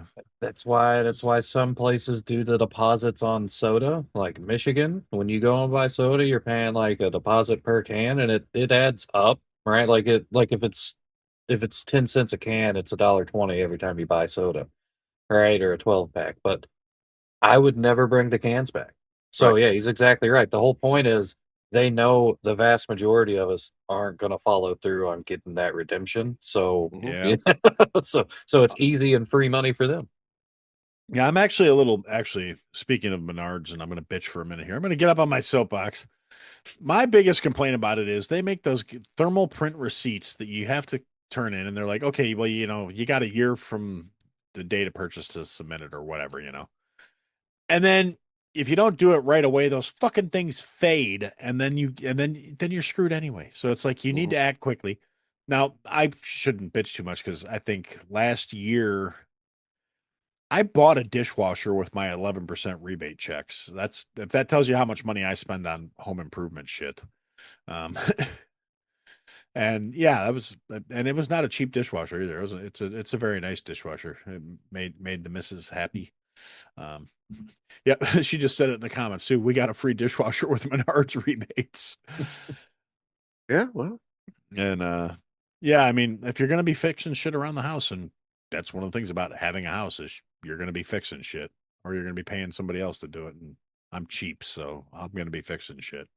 Yeah, see that's the whole thing. Like a lot of people are like, oh, if I can pay rent, I can pay for a mortgage. Yeah, you can pay for a mortgage. Can you pay for the shit that fucks up in the house that's not going to be covered by your homeowner's insurance, which is like 99% of it? Right. Yep. And then the insurance, because the difference between homeowners insurance and Oh yeah. renters insurance is significant. Night Oh, and day. oh Night yeah. and day. That's my favorite thing is the fact that I have renter's insurance because technically my father-in-law owns the property, so I get away with having renter's insurance. And Lucky you. Yeah, yeah, but you also have to fix all the shit in the house. See, you've already admitted to that. yeah. And Hmm. I mean, now, to be fair, 90% of the time, if I'd be like, hey, we had to fix this. Okay, we'll knock it off the rent. All right, cool. All good. So, So, not, damn. Yeah, you got the nice setup then, huh? Yeah. yeah, I have a very, I have a really generous set of in-laws that said, well, it's not like, there's no house payment. There's no problems, we can help you guys out. Here you go. And that's also kind of nice when situations that happen, like where, all of a sudden you're unemployed and you go, hey, look, here's the deal. And and he goes, "Well, yeah, that's fine. We'll square up once you get back on your feet." Cool. I Thanks. love how we've got your wife being the fourth panelist in this through the chat. Yeah, I mean, I offered to let her come on tonight. She didn't want to get dressed. Um, I didn't get Views dressed. probably would have went up. yeah, yeah, probably no. And by get dressed, I mean she didn't want to have to like get cleaned up and not, be sitting around in a pair of sweats. And I was like, "Babe, look at me." And she's just, God, I did. I can hear her laughing right now. I didn't even brush my hair, dude. This is all natural. Like, I mean, I I brushed it when I I got up this Aaron morning, didn't but that brush was his it. hair either. I did. You guys just can't tell. Oh, the one hair. Yeah, I just brush it really hard. Yeah. No. Actually, I forgot to put my hat on, so I get the gleam of the light over here Hey, driving me nuts. raise your headphones up. I want to see if you got a dent. No, you guys talk so you take over. What? Can you see? No, there's no No, dent. no Look. dent, no dent. Nice, No, nice. I bet. they're well sized, Have you but seen those videos though, where like people they take it off and it's like, yeah, they got a crease in their head, and it's yeah, permanent. Mm, yeah. I don't wear these that often, but also, like I said, I took the time and effort to fit them properly, so yeah. it's amazing how much shit you can avoid just by taking an extra 2 minutes in life. Well, Aaron, I'm going to take the opportunity to go over the 2026 stuff since Okay, I've only got like 8 minutes left on my time here, and my wife's making me go inside and not let me play anymore. that's fair. But so, uh, well, not the 26, but the high points of 25. I started a website, Yep. started a channel, did lots of stupid stuff, made some shirts. You've got one on I'm again. I wearing see. one. Yep. I almost wore that damn shirt today, and I was like, no, he's Yep. gonna put it on. I Yeah. knew you would, Well, the but funny thing is, I put it on without thinking about like, hey, I'm going to be seeing JD later. yeah, I put it on because I was like, this is what I want to wear today. yeah. I left the house today. I was out in public, and Congratulations. I was like, this is what I'm going to wear out in public today.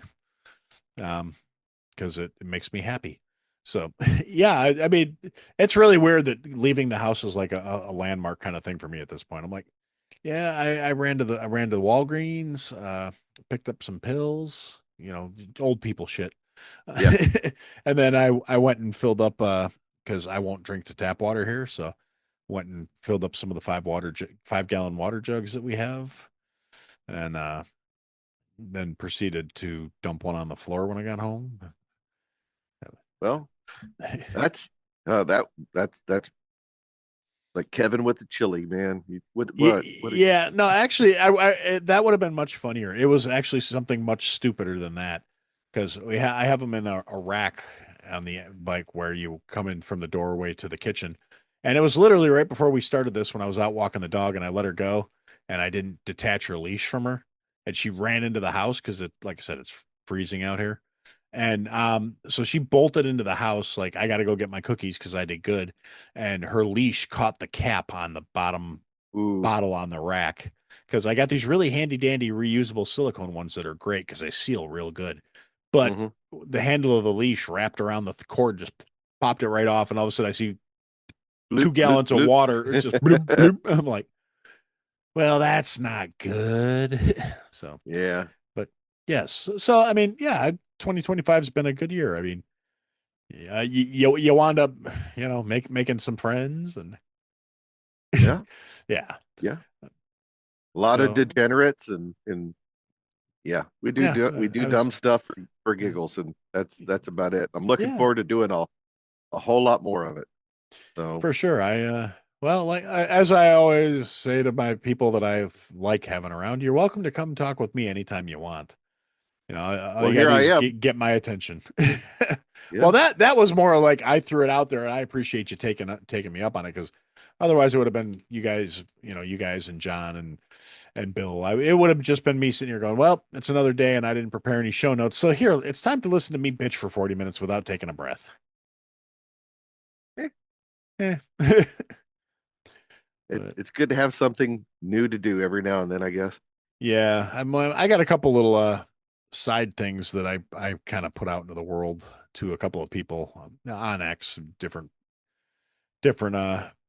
like the kid who runs the Santa Decides account was talking about he might want to do a podcast, and I was like, well, dude, let me know. I'll help you set one up. I'm not the greatest, but I can get you started. You know what? And, I'm a little aggravated at that kid, man. That damn it, I did everything but offer sexual services to get a shout out from that guy, and it never did work out. Maybe yeah, I should have gone the extra mile. I I mean, that's all they mean, say, you know. no, yeah, that's the funny thing is I don't know how I wound up like establishing a bit of not a ton of rapport with the guy, but I got nice listed a couple of years ago actually, and I've just made a point of like staying in his ear with it. So, Yeah. but yeah, Yeah, but the high point of my ex career so far is being followed by the Daisy BB gun people. So hey, that's a pretty good one. uh, I I I almost did a backflip, and my fat ass doing a backflip is Well, something if of a I would whole. say if you decide to do that, make sure you get video because I'm not yeah, gonna live through it. No. yeah. Well, I mean, we'll play it at your memorial, Yep. ladies and gentlemen. The moment, thump. Like, With a loud crack as my neck breaks. yep. I can sympathize. I almost tried doing a because there was a time where I used to could do a backhand spring and I can't do that shit no more. I've never been able to do stuff like that. The high point of my 26 is going to be starting off with a trip to SHOT Show. So we'll see what I can grab from that because we Yep. all know there's going to be some characters at that thing. So Oh, I'm without a going to go doubt. looking for them. Get in there, get some networking done. Yep. Hells yeah. I Or get punched in the face. That's always a possibility. a little from column A. You know, I mean, uh, I was just had a brain fart there where I was like, is there any kind of way I could conceive of? No, there's not. I was sitting there going, I could take this if I change my business filing real quick. Like, no, look, I'm a new weapons developer. Yeah. Yeah, no, I look at all these 3D printers I got. I mean, anything's possible. I'm just saying I could stage it really convincingly without having an actual product to push. But I don't know. Still don't have the resources to do it though. I mean, and actually it'll be interesting to see what 2026 brings because I do have my first week of January. I've got a chef's test, which will be for one of the jobs I interviewed for a couple weeks ago. They said, "Yeah, we'd love you to come in and do the test, and this guy's going to be there, and that guy's going to be there, and the vice president of this department's going to be." Oh, yeah, no pressure at Yeah. all. And but yeah, so that's a week from Wednesday. I got to do that, so that'll be fun. And I know I should be going into it well rested and confident, which means I won't get any sleep Tuesday night. And Absolutely. You'll overthink it, and but you're going yeah, to do well. I have faith in you. well, thank you. I appreciate that. I mean, it's nothing out of my wheelhouse. It's a mystery box competition, kind of like if you watch Iron Chef. Yeah, yeah. Yeah, it's like that. Only it's 4 courses, and it's gonna be in a kitchen I've never spent more than a couple seconds in, and it'll be fun. It's good chance to prove I'm actually as good as I tell them I am. So, but anywho, so thanks for coming on, my friend. Have a Yep. lovely evening. Happy New Year. Yeah. Happy New Year, And JD. Yeah. Yeah. It's good to meet you too. Yes, sir. Yeah. Well, I'm gonna hop off and you guys have a good rest of your broadcast and well, see thank you you, later, sir. man. For sure. And then number Aaron. 2, Cody. Get your lightsaber. Okay. Which one? It doesn't matter. Uh, This is my Count Dooku one.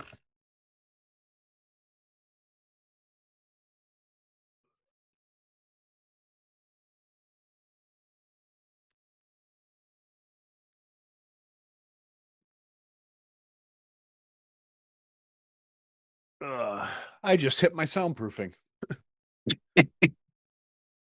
Now, now we can have.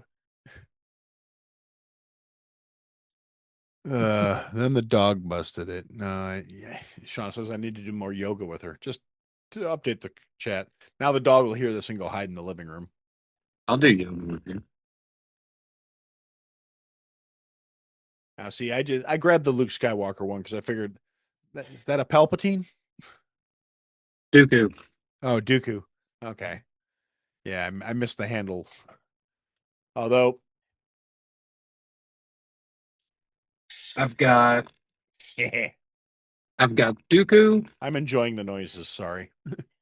I've got Dooku. I've got one half or one of Asajj Ventress. I've got one half of Darth Maul's lightsaber, and Yeah, I've got Kylo Ren's.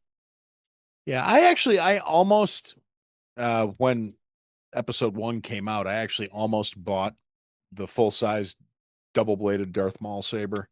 So But I I got kicked out of the Toys R Us for fighting my friend in the aisle before we bought them.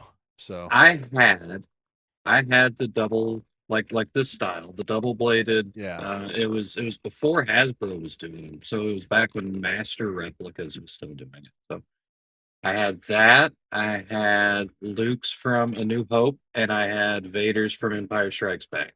And then my uncle got into the storage unit they were in and sold them. Now I didn't know until I got told, hey, that storage unit needs to be paid for or else it's going to go up for auction. So I was like, well, I got stuff in there. So I went and paid like 3 months back rent on it or whatever. Went in and was like, oh, all my shit's gone. So I just wasted my money.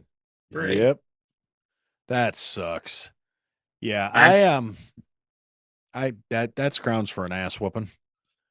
Uh, yes, Mike, he sees your Schwartz is as big as mine. My Schwartz is as big as yours.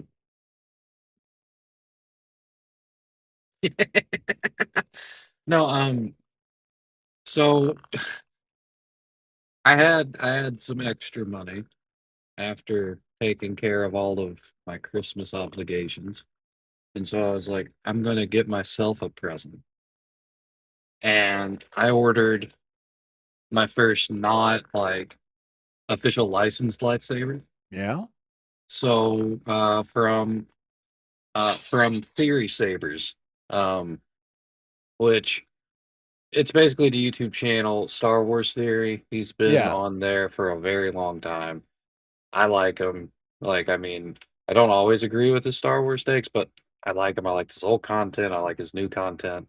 Um, he started his own saber company because he wanted to give people lightsabers that you could actually duel with and shit. yep. Um, and so I was like, okay. He was running, you could either do 25% off or buy one and get two for free. But the two you got for free were going to be like the lowest quality ones, and like you didn't get to pick them or anything. And so I went with 25% off of a Grandmaster mystery box. So Hmm. so I've got a 70% chance to get like one of the top end non-replica models, so just like one of the ones he created, but it's got like the best blade and the best soundboard in it, or a top or a 20% chance to get like a top of the line replica. And those things can go for like 13, 14, $1,500.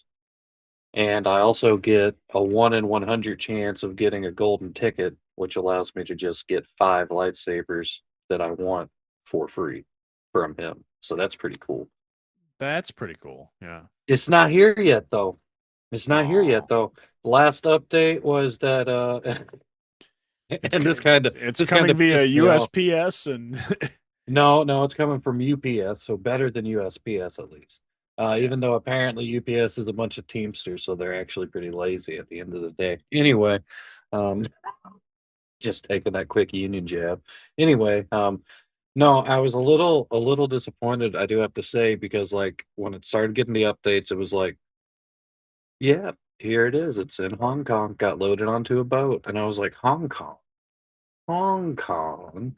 Anyway, it got to America 2 days ago, but that was the last update that I got. Like 12:02 a.m., 12:27, arrived in the U.S.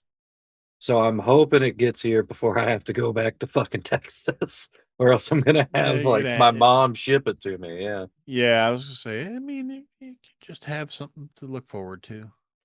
Oh, and you know what? The last time, no, not the last episode, probably about a month ago, someone popped into your chat, yet, and he asked how my Funko collection was doing.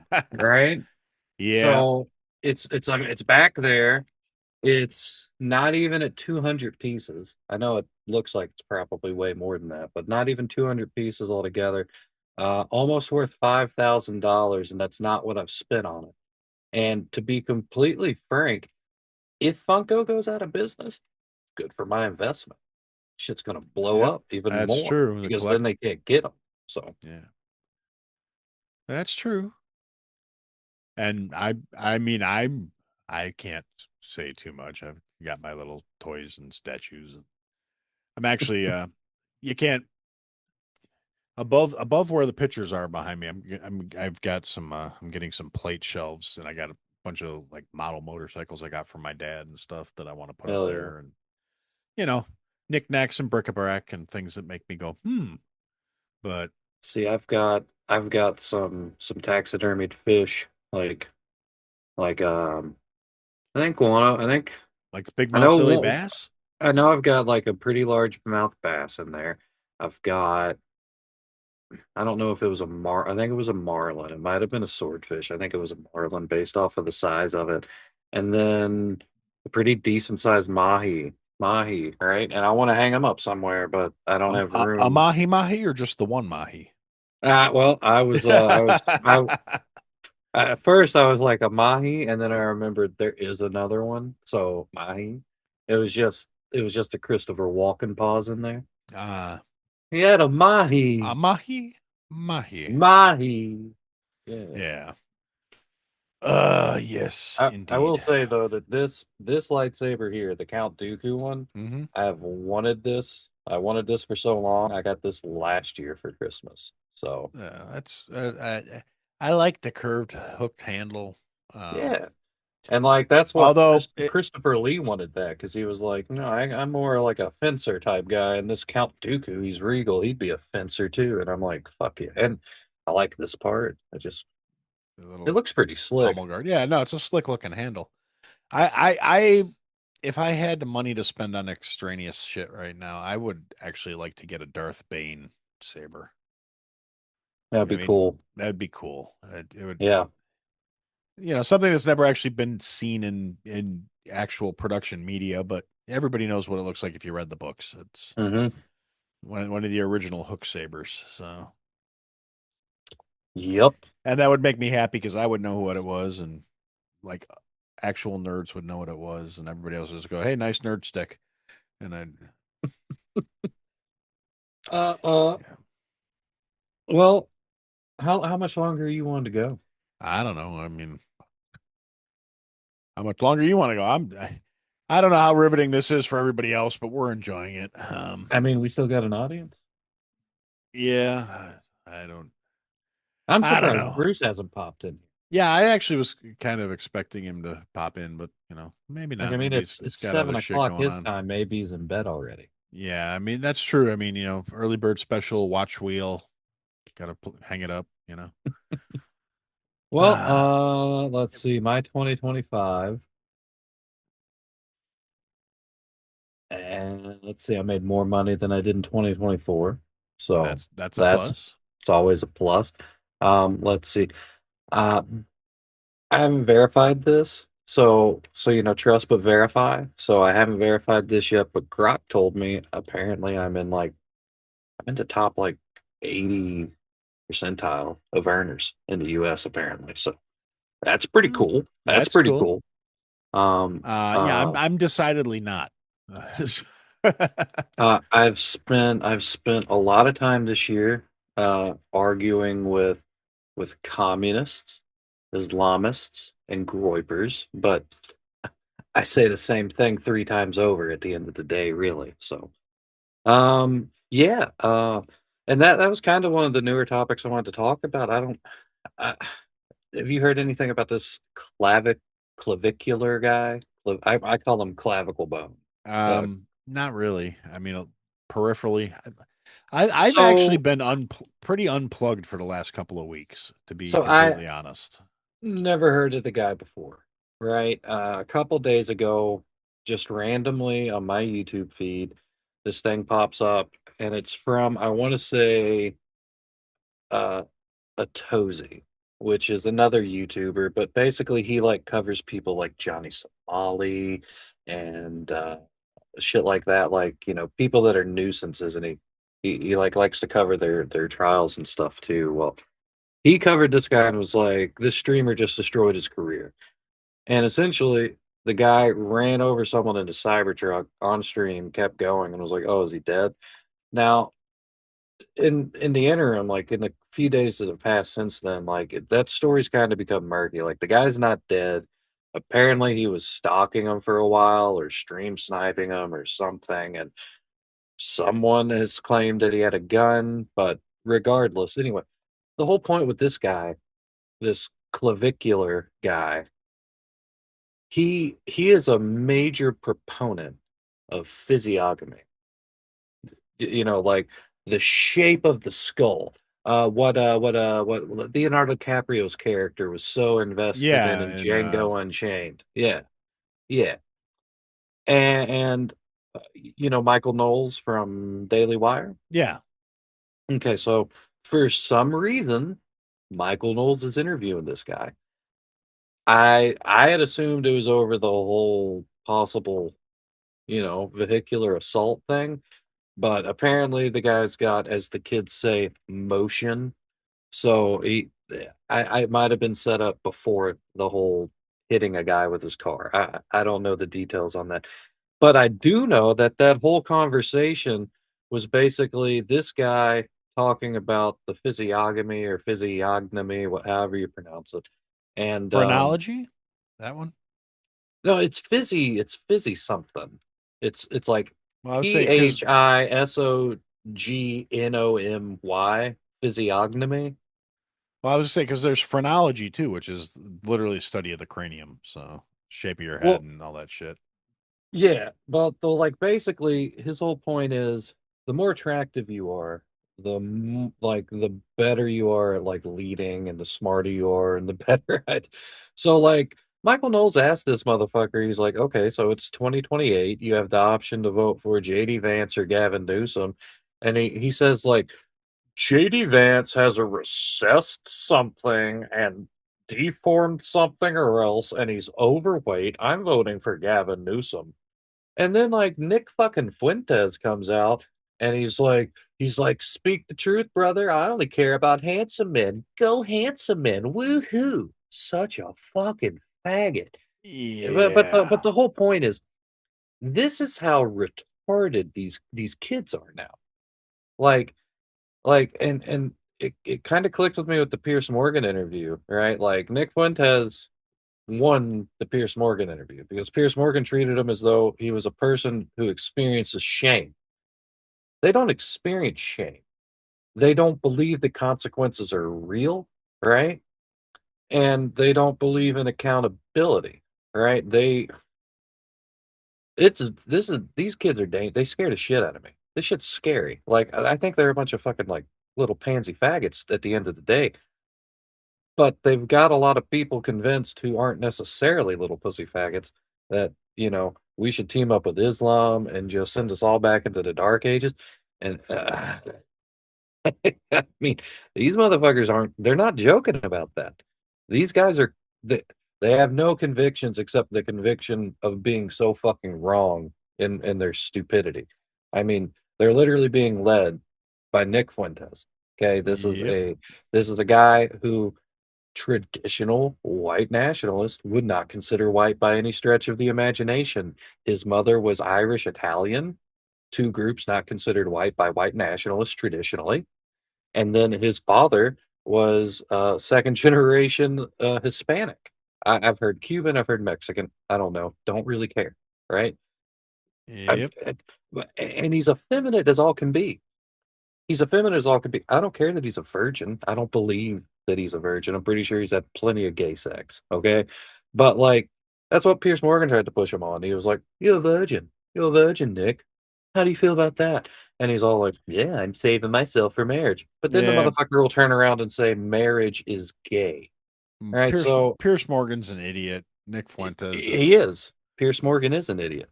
He was the only person I've seen push back so far on Fuentes on anything, including some YouTubers who I've watched, YouTubers who I used to respect, and they're just sitting there not pushing back on anything. I'm like, I'm not watching you anymore.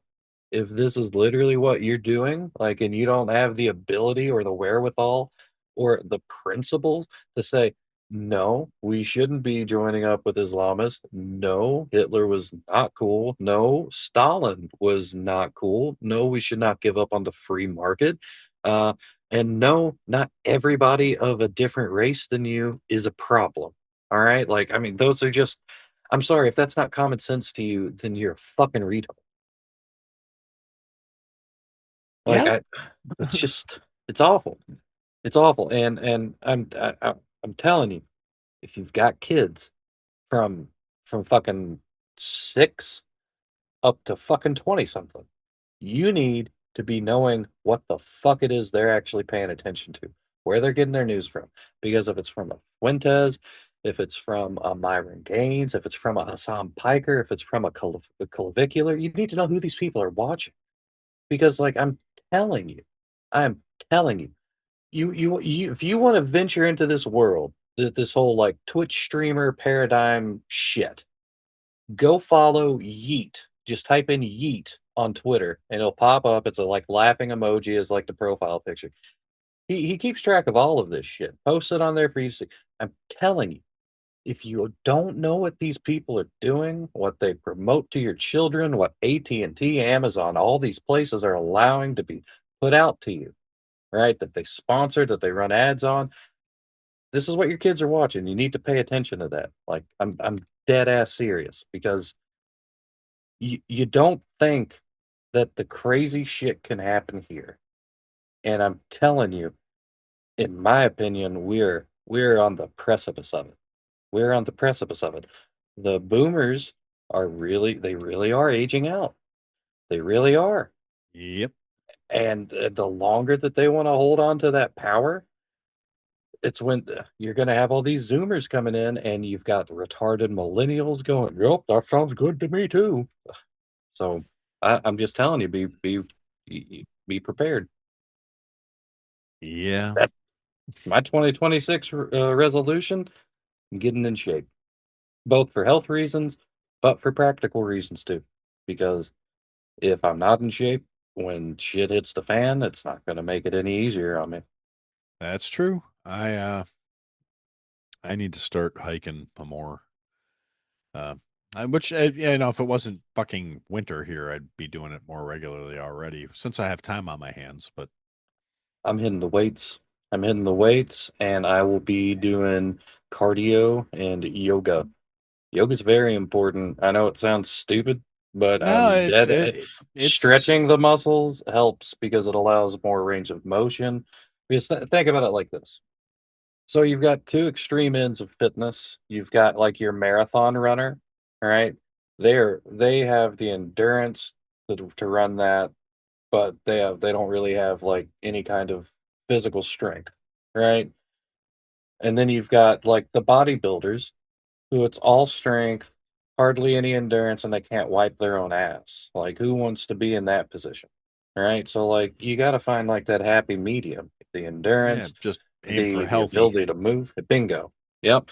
And I got to get rid of about 70 pounds. So it's going to be a fun journey.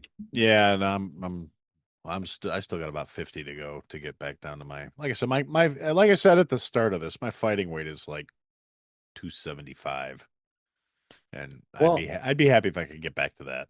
So so I haven't seen this chart since I was probably in 6th or 7th grade, but Oh no, I'm not based going off by the chart. I'm going based off of my prior experience when according to the chart, I'm supposed to be like 185 pounds. I yeah, haven't been that since like ninth grade. Okay. no, so I'm supposed to be 185 pounds. I haven't been that since like 4th grade. So Mm, like the closest I got down to like 200 when I was like 18. Got down to 200. I was like doing like this 300 workout program, like yeah. three times a week or whatever. That shit was fun. Shit was badass, dude. The best shape of my life. I could do like a fucking jumping jack, roll into the ground, do a sit up, back up into the fucking jumping jack, like 30 of those, no fucking problem. It was like I was a badass, dude. That's what I want to get back to. For real. No Yeah. shit. I got to work on my range of motion because, like, as I've been working on losing weight, because I have been for a couple of years now. Um, but I've been doing it the way I used to do it, which is not conducive to what I need to be doing because I used to just, go full muscle head, high weight, high reps, just strong for no fucking reason. Because in my younger days, when I was getting into more bullshit where I needed to be strong for a reason, whether it was work related because I was bouncing on the weekends or just because I liked being that guy. Like, don't be mean to Aaron; he'll rip your arm out and beat you with it. So, yeah, I liked having that kind of option. And then I just got really, really doughy, and that's not fun. And now I'm trying to resculpt that, but like I said, unfortunately, I've been doing it like mostly through meathead approach, and heavy good, lift big, get swole.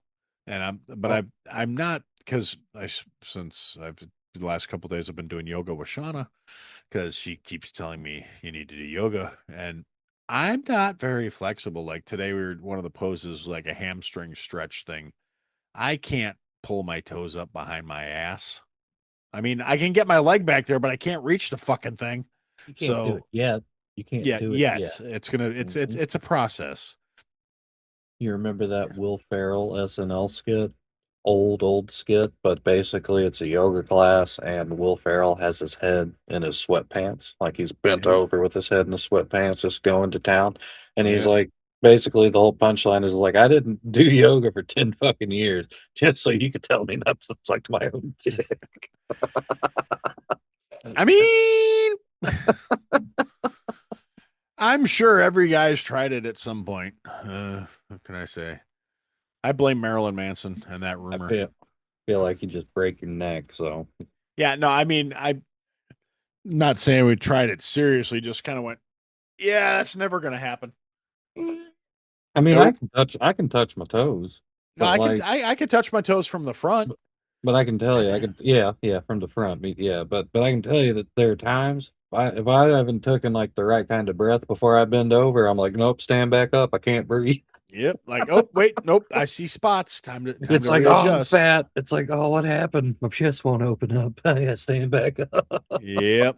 No, my problem is, like I said, today we were doing like hamstring stretches, and so it's like, here, pull your heel towards your glute and grab your toes and pull it back. And I'm like, "Yep, nope, nope, nope. Can't reach that. Yep, just go as far as you can and hold it. Yep. Well, that's what I did. I, Remember to breathe yes, in through the in nose, through nose, out through out the through the mouth. mouth. Hmm. Woosah. Yeah, Now, it's here's something else that you could do too. So even before you do the yoga, like if you got a jump rope, I prefer jump rope. If not, you can do like jumping jacks. no, Yeah, I need to buy a new jump rope. I used to love jump rope. I mean, yeah. that was See, my thing for being a big dude. Like I would do the boxer rope skipping thing, and I did it so much that I got to the point where I could do like the Rocky rope skipping sequence from the movie because I thought that was badass for some reason. yeah. And Well, like you do that for about 3 to 5 minutes before you do anything. Like I would always do yoga before working out as the stretching, but you do that at first and it gets your heart rate elevated. And then you're getting more out of, which I don't know if I need to be doing that. We'll see what the cardiologist tells me. So we'll find out. I'm hoping that the urgent care, the physician's assistant is just being overly cautious because but Uh, I knew something was up when they were like, we're gonna run a second EKG and then a third and a fourth and a fifth. And I was like, oh yeah, you're not liking what you're seeing. there's something there you're not comfortable with, but I mean, the things that can trigger that kind of stuff too are so just fucking random. I Right. mean, it's I know people that are younger than you that have had instances where they're like, oh yeah, no, just every once in a while that's going to happen. Your heart's just going to skip a beat randomly. Yeah. You know? Well, they didn't even want to give me the EKG based off of the symptoms that I told them and the fact that I was no longer feeling them. They're like, yeah, we don't, and I was like, I'd feel better if you gave me an EKG. And they're like, okay, we'll give you one. And now I'm kind of like, why did I ask them for that? because for real, if I do this, if I go, oh, like stretch and it feels good. Like since I've been home, my mom's like, "Oh, are you okay?" And I'm like, "Jesus fucking Christ, yes, I am fine." I'm But fine. I get why she worries. It's because of the family medical history. So I mean, heart problems run in the family. So there's a reason for her to be worried, and we'll see what the doctor down in San Antonio says. So Yep. he's probably going to tell me lose weight, you fat fuck, and I'll be like, on it. Yeah, that's always that. Yeah, my when we've gotten to the point where my go-to every time I would go see my doctor's like, I'm working on it. And he'd be like, Well, yeah, I can see, tell. I don't have a primary care physician, and Well, they're gonna tell me to get one, and I'm uh, gonna be like, well, but I don't live in San Antonio, and they'll be like, but you're here all the time, and I'll be like, yeah, okay, well, I see my cardiologist more than I see my primary. yeah.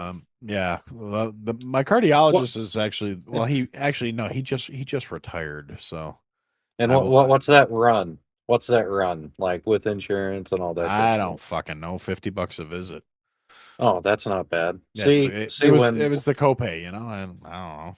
See, when I went to urgent care, she told me she was like, "I want you to know that like your insurance, you've got good insurance." And I was like, "Okay." And she was like, you don't need a referral to go see a specialist. You can just go see a specialist." And I was like, "So I can go pick any specialist. I can go see a fucking ear, mouth, and throat doctor." And she was like, "Yeah, if that's what you wanted to go do, you could Yep. set up an appointment." And I was like, that is pretty cool then. Okay, cool. Yeah, Hell yeah. well, 'Cause that's how my coverage was because I didn't have a referral. He scheduled the appointments and then called me and said you will be in the office tomorrow because well my cardiologist was also a friend of the family. His wife was one of my mom's best friends, and my mom I'm sure I probably told you this at some point, but my whole health journey thing started because we went out. My parents were coming through town on their way to Wisconsin for a wedding and we went out to dinner and apparently I nodded off mid conversation during dinner for like 3 seconds and just didn't even notice, like popped right back up and went right back to talking. And and it kind of freaked my mom out and she called her friend and told her what happened and her friend talked to her husband and her husband told my mom that I needed to come in and get a bunch of tests run. And this is also when I was at my fattest. And they my mom said, you need to call Rob. I said, I don't have Rob's number. That's your friend, not my friend. About 30 seconds later, my phone started ringing with a number I'd never seen before. And hello? Okay, here's the deal. Your appointment's scheduled for 7:50 tomorrow. You're going to be at my office until you're done. So take the day off. I don't care if you have to work or not. We're getting this figured out. But just, very much a case of tough love. Like, you need to come do this shit. It's not a discussion. You're doing this. And I was like, oh, I'm pretty sure my insurance will cover that. So we'll figure it out. Okay, I'll be there.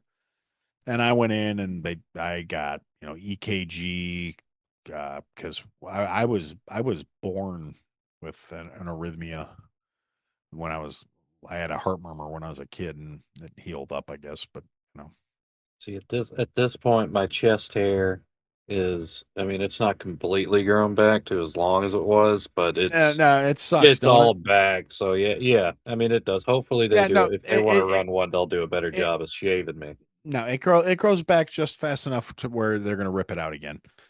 So, Oh no, but they got to shave me, dude. They do. They will not just stick it on because they're like well, it'll interfere. well, no, then they're better with the patches than mine are because I get the shave spot, but then I get the little fringe hairs around it that come off in the glue.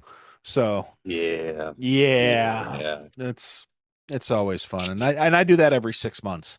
So Oh, and you I know what? mean, I've got two more highlights for 2025.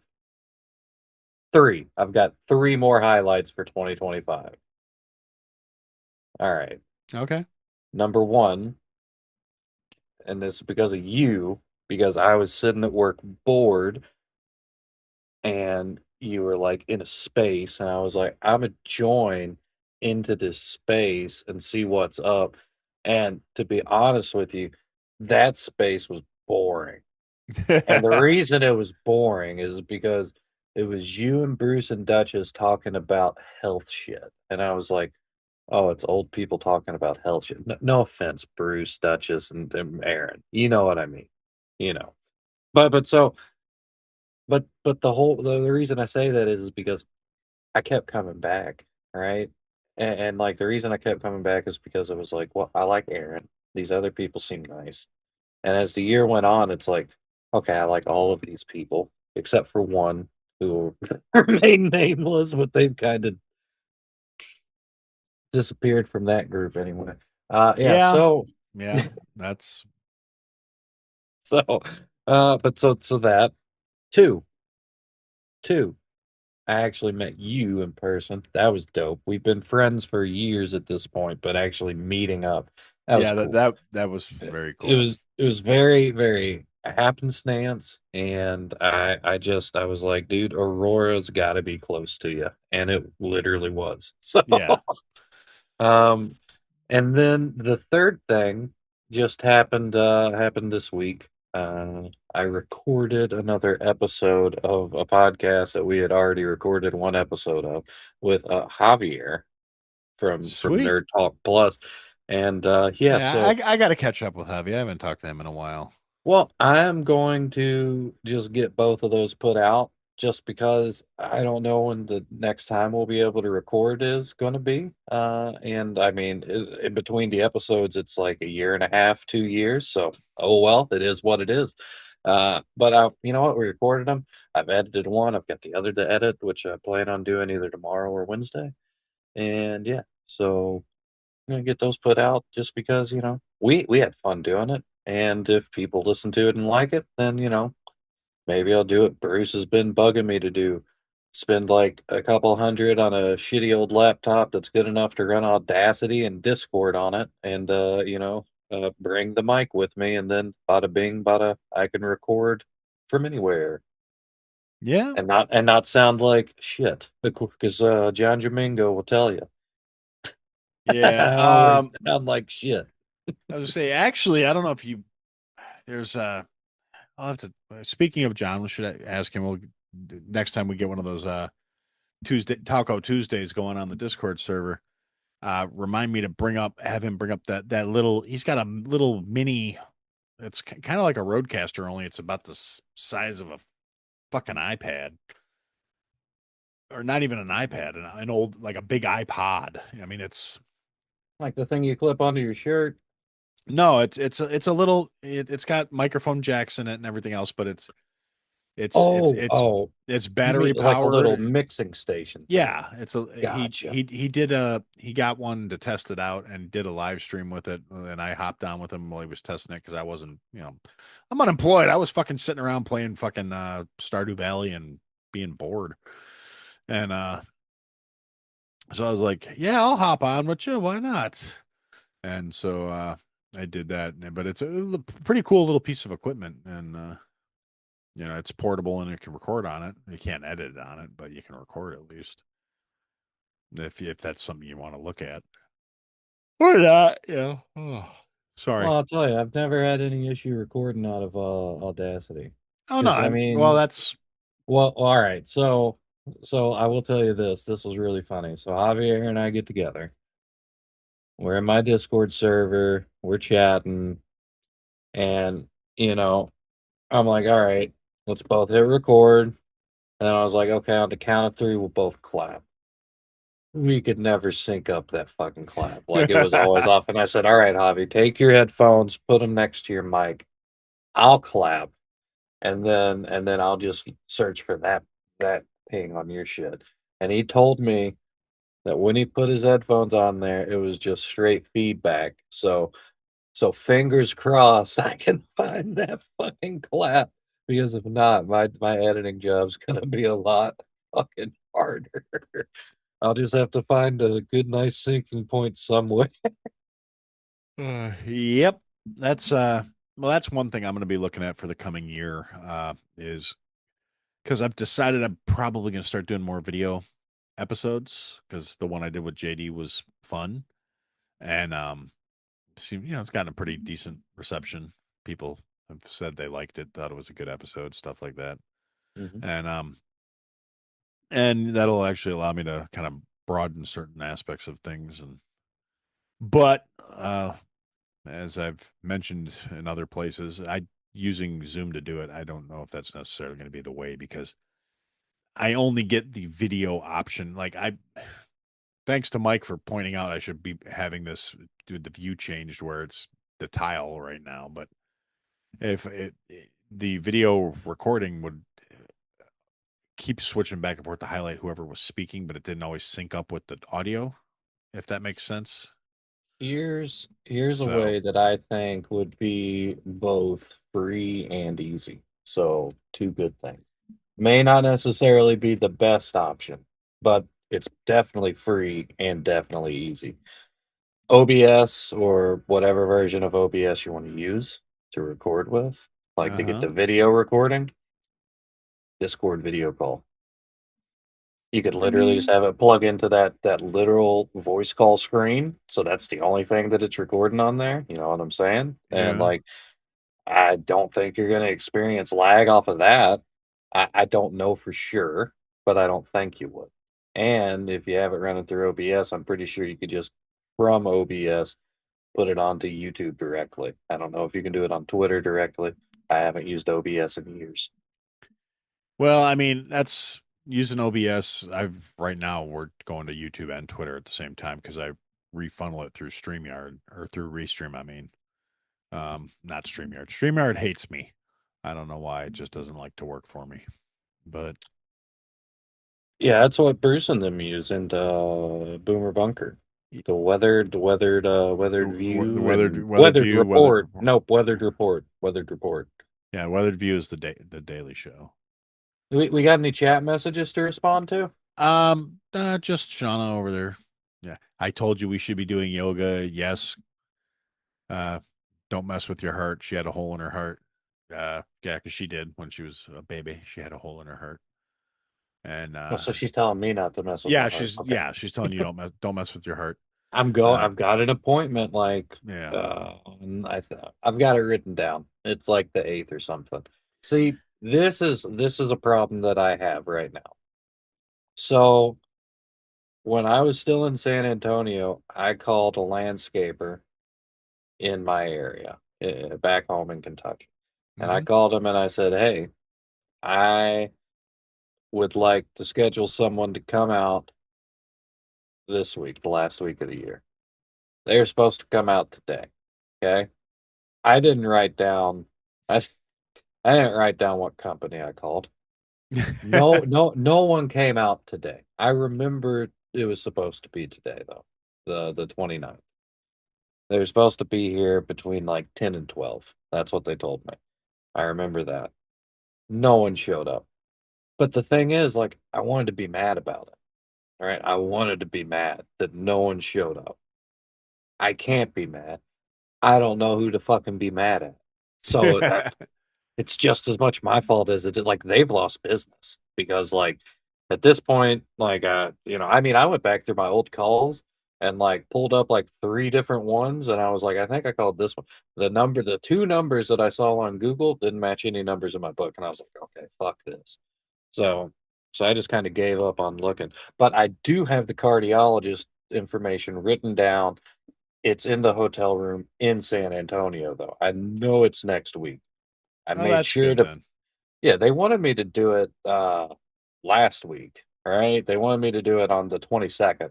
I didn't want to stay in San Antonio 3 extra days before Christmas and not get back home until Christmas Eve. All right. Yeah. Also, I didn't want to have to meet my insurance deductible 2 years in a fucking row because I know I'm not just getting one appointment with a cardiologist. They're gonna want to do a follow up at the Oh yeah. at bare minimum. So I'd much rather go ahead and meet my deductible early in the fucking year instead of not meeting it and then having a follow up appointment and being right back at square one again. You got to play the system the right way. Oh yeah, So, no, it makes sense. I totally concur. If I was dealing with insurance right now, I would be feeling the same way, but I'm not. well, Instead and, I'm and can I also just say anecdotally, my fucking premiums fucking they didn't go up like 100%. My fucking premiums didn't change like at fucking all. So well, that's the fuck thing. you, Affordable Care Act. A lot of the people that are bitching about, oh well, their premiums are going to go up and this and that and the other. It's because they weren't supposed to be getting those discounts in the first place. It was all COVID fucking spending that needed I'm to stop. I'm so tired of the narrative that it's Republicans' fault. Yeah, Republicans didn't vote for the ACA. Nancy Pelosi, when trying to get the ACA passed, famously said, "If you want to know what's in it, you got to vote for it to pass it." Right? we Um, can't know what's in it until we pass it. Barack Hussein Obama promised families they would save $2,500 per year once the Affordable Care Act was actually up and running. What actually occurred? I do remember this. My premiums went up a great deal the next year. The next year, all of my healthcare costs went up a great deal. Why? Because at the end of the day, the only thing the ACA actually did, it did one good thing, the preventative shit for free. I'm cool with that. Or, and two, people with pre existing conditions being able to get insurance. I'm okay with those two aspects. But the only Yeah, other thing it actually did was subsidize insurance companies. They essentially turned health insurance into government funded education, right? They're basically guaranteeing that the market's not going to actually be competitive because it doesn't have to be. It doesn't have to be competitive. And yes, exactly like what you said. These are COVID era subsidies that, again, were voted in during COVID. Democrats voted them in, set them to expire in 2025. Why did they do that? Well, you can think of it one of two ways. One, they assumed they'd be in power and that they would just go ahead and keep kicking that can down the hill, right? The other thing, what you're seeing now, they could use it to weaponize against Republicans and say, look what Republicans are doing. And I'm so sick and tired of seeing someone pop up on Twitter like, "Oh, I just got a letter from my health insurance company, and it said that I used to give them $20 a year for health insurance, and now I have to give them $20,000 a day. Oh, woe is me." Get the fuck over it. If you can't afford it, don't be fucking insured. It's cheaper for your ass that way anyway. If I have to fucking cover the uninsured and stop fucking bitching about whether your premiums go up, just don't fucking have it. They're still gonna fucking treat you. Good God. yep, yeah. That's I mean, like I said, I hate the position I'm in at the moment. Hopefully, it won't be lasting real long, but yeah, I mean, I'm also not out there going, hey, you know what? I want to be handed free shit. I mean, would some free shit be nice? I mean, I at the moment, yeah, I could use some free shit, but I don't plan on making that my It, lifestyle for the next 40 fucking years. You if know? Duchess was here, she would be yelling at you either live on camera or in the chat saying, "Put the stuff you need on your Amazon list." All right, that's what Oh, she'd be telling you. I don't mean that free shit. I meant like, the insurance and all that other shit. I mean, although I don't consider it free shit because I've been working for the last 3 decades to, pay into the system. So Mm-hmm. Mm-hmm. I'm in the situation that the unemployment should exist for, Oh, not to, I'm not trying to oh. make a lifestyle out of it.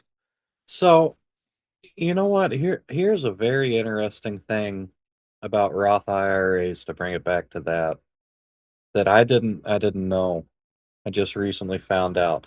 So currently 2025, if you're under 50, you're allowed to contribute 7,000. Next year they're raising it to 7,500. Um, but regardless, like let's say that you've had a Roth IRA for 20 years, and over those 20 years you've contributed $100,000 into it. At any point in time, at any point in time, your contributions you're allowed to take out completely penalty free. It's only gains that you would have to put a penalty on. And the only reason you put the penalty on is if you are under 59 and a half years old. And then it's a 10% penalty. But Yep. that's pretty cool that, and I didn't know that. I didn't know that contributions you could just go ahead and take out without a penalty. So, not that you should, because compound interest is your friend, but I'm just letting you know. Yeah, that's a very good point. Compound interest is a lovely thing. Wish more If people you're understood that. if you're in your 20s, I don't care if you don't think you can fucking afford to take 20 fucking bucks out of your check every fucking pay period that you get, put it into an investment account. Do it now. Do it now. Keep doing it. And then one day you'll find yourself being able to afford your fucking retirement. Otherwise, you're going to work until you die. Yep. It's unfortunate. My biggest problem is I actually planned on working till I died when I was younger. And because I was like, chefs don't retire, they just die in a kitchen somewhere. Wolfgang Puck is about there. Yeah, no, I mean, believe me, I'm not. I mean, it's kind of flippant when I said it, but it was also exactly how I thought things were going to play out. I did not think in terms of like retirement or yeah. Honestly, I never thought I'd make it to be this fucking old. If I'm being completely factual, before I met my wife and decided to settle down and be a normal, reasonable human being, I really was not playing the long game. I was ready to fucking go at like 26, you know. So it's just and not saying I'm like the self harm type or anything like that, but just because I'm not that guy. It's just I wasn't overly concerned with doing things to extend my well-being or my span as it were. Oh, live fast, die young. Yeah, leave a good looking corpse. Well, 2 out of 3 ain't bad. But yeah, so oh, Shauna did point out something in the comments. Yeah, speaking of fun little things going on right now, Alex, my son is so much better about long-term thinking and planning and preparing than I ever was at that age. And he's been stacking silver for several years now. So he he Yeah, and I, he and I were talking about that on Christmas, and I'm just like, I wish I would have put more into it when I could have. I know because of liquidation, it had like a 17% drop recently, but that's after reaching record highs. And again, it's Yeah, literally I based say, off of liquidation because some people are like, let's take my gains right now. yeah. Well, that's the thing. It tripled in the last like 3 months. Yeah. So Yep. dropping a 17% dip is really nothing Yeah. relative I to mean, where it was. I mean, it's still at what $72 an ounce or something like that. that's another important thing too. And like all the if I were to have purchased any silver because hypothetically I am completely flat broke right now and have no resources to my name, Illinois State Department of Revenue. um if I were to have bought any precious metals, I'd be sitting on a little cushion right now, but not nearly the cushion that boy's sitting on because that's what our Christmas conversation Mhm. um was he like I said, he's got a lot of foresight and he's a really smart kid. So we were just discussing that, and because basically I was telling him he spent too much on Christmas, and he was just like, "Hey, I'm doing good. So my safe is worth 3 times what it was at the start of the year. I'm not worried about it." I'm Yeah. like, "Okay, This, I mean, let's be real. It's been a pretty good few years for the market. It's been on a pretty nice bull run. But I can tell you this year in particular, and from what I'm hearing, quarter one and quarter two of next year should follow suit. It it's money making time. Get out there and make some money. Get out Yep. there and make some money. Like, I mean, I had a stock hit 180% increase. So go out, make some money. Go make Yep. some money. Well, it's almost 11 p.m. It's almost 10 p.m. your Oh yeah, time, almost 11 that's right. p.m. my time. You're back in the Tucky. I am. I'm back in Kentucky. I'm gonna need to get my dog walked here soon, and then Yeah. get the other dog into bed with my daughter. But because you brought up Mr. Cushion for a pushing, maybe we should end on this. Isn't it funny? Isn't it funny that the Democrats claim to be the party of the working class here for you, you struggling poor bastards, and yet, and yet, it is Democratic governors across this country who have failed to implement the no tax on tips and no tax on overtime. So if you live in Illinois, if you live in Kentucky, if you live in Washington State, if you live in New York State, amongst others, I'm sure I'm not paying attention to or forgetting. Um, you will be paying your state income tax. And if it's in Kentucky, it's at the full 4% rate. No, no, it doesn't matter. 4% in Kentucky on all of your overtime or all of your tips, because the Democrats, again, are here for all of you working people, right? Yep. Well, yeah, that's a good point to end on. Now, I am just gonna say, little couple of seconds here just to my closing thoughts, as it were. Not that I want to step on yours, but damn it, it's my last show of the year. And I just, it's been a really interesting year in terms of my life, the show, the world in general. The world's going fucking crazy. Uh, Things are getting to the point that a lot of people are getting to a breaking point, I feel like. And it's kind of like Cody was saying earlier, and I've been saying for a while, you need to start, thinking about taking care of yourself, taking care of you and yours. Get your circle, get your tribe, find your people, do good things. I'm obviously my life's gone through some pretty dramatic upheaval in the last couple of months. You know, Went from being relatively comfortable to on the back foot, trying to get things where they're supposed to be, and I could have been better prepared for that. I'm very fortunate for the way things are working out, and I do appreciate it. But overall, I've had a pretty good year. I've made closer relationships with some people. Got to meet you in person, which I was going to say anyway. Even though you brought it up, it was an awesome thing. That was like one of my highlights of the year. I mean, I was joking about the fucking glasses, and you know, I was happy they finally showed up. It's really not the highlight of my year. It was a nice thing that they did show up, because I mean I can see much clearer now than I could with the pair I was wearing, because those were my backup pair, because my good pair got lost at work when I still had work, and before I got a chance to find them, I no longer had work. So yeah, they're still in that building somewhere. But the lenses on my backup pair were all scratched to shit, so everything looked blurry whether I was wearing them or not. So being able to put these on and be like, wow, I can see clearly now. And they've got like the blue light filter, so everything looks kind of cool with them on. And so yeah, I mean, it was cool, but it was not like the highlight of my year. I've had a pretty good year. I won a couple of free pistols this year. I started building some more networking potential for some stuff. Got a couple things going in the back burner. I've got my listeners, my friends, the people who support the show.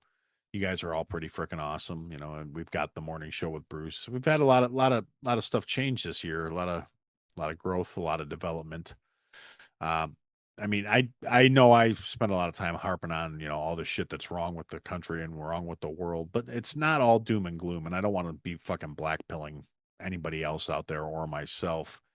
I don't believe being prepared is the same as being negative about fucking everything. So, be careful, be prepared, get ready for shit to go sideways and hope it doesn't.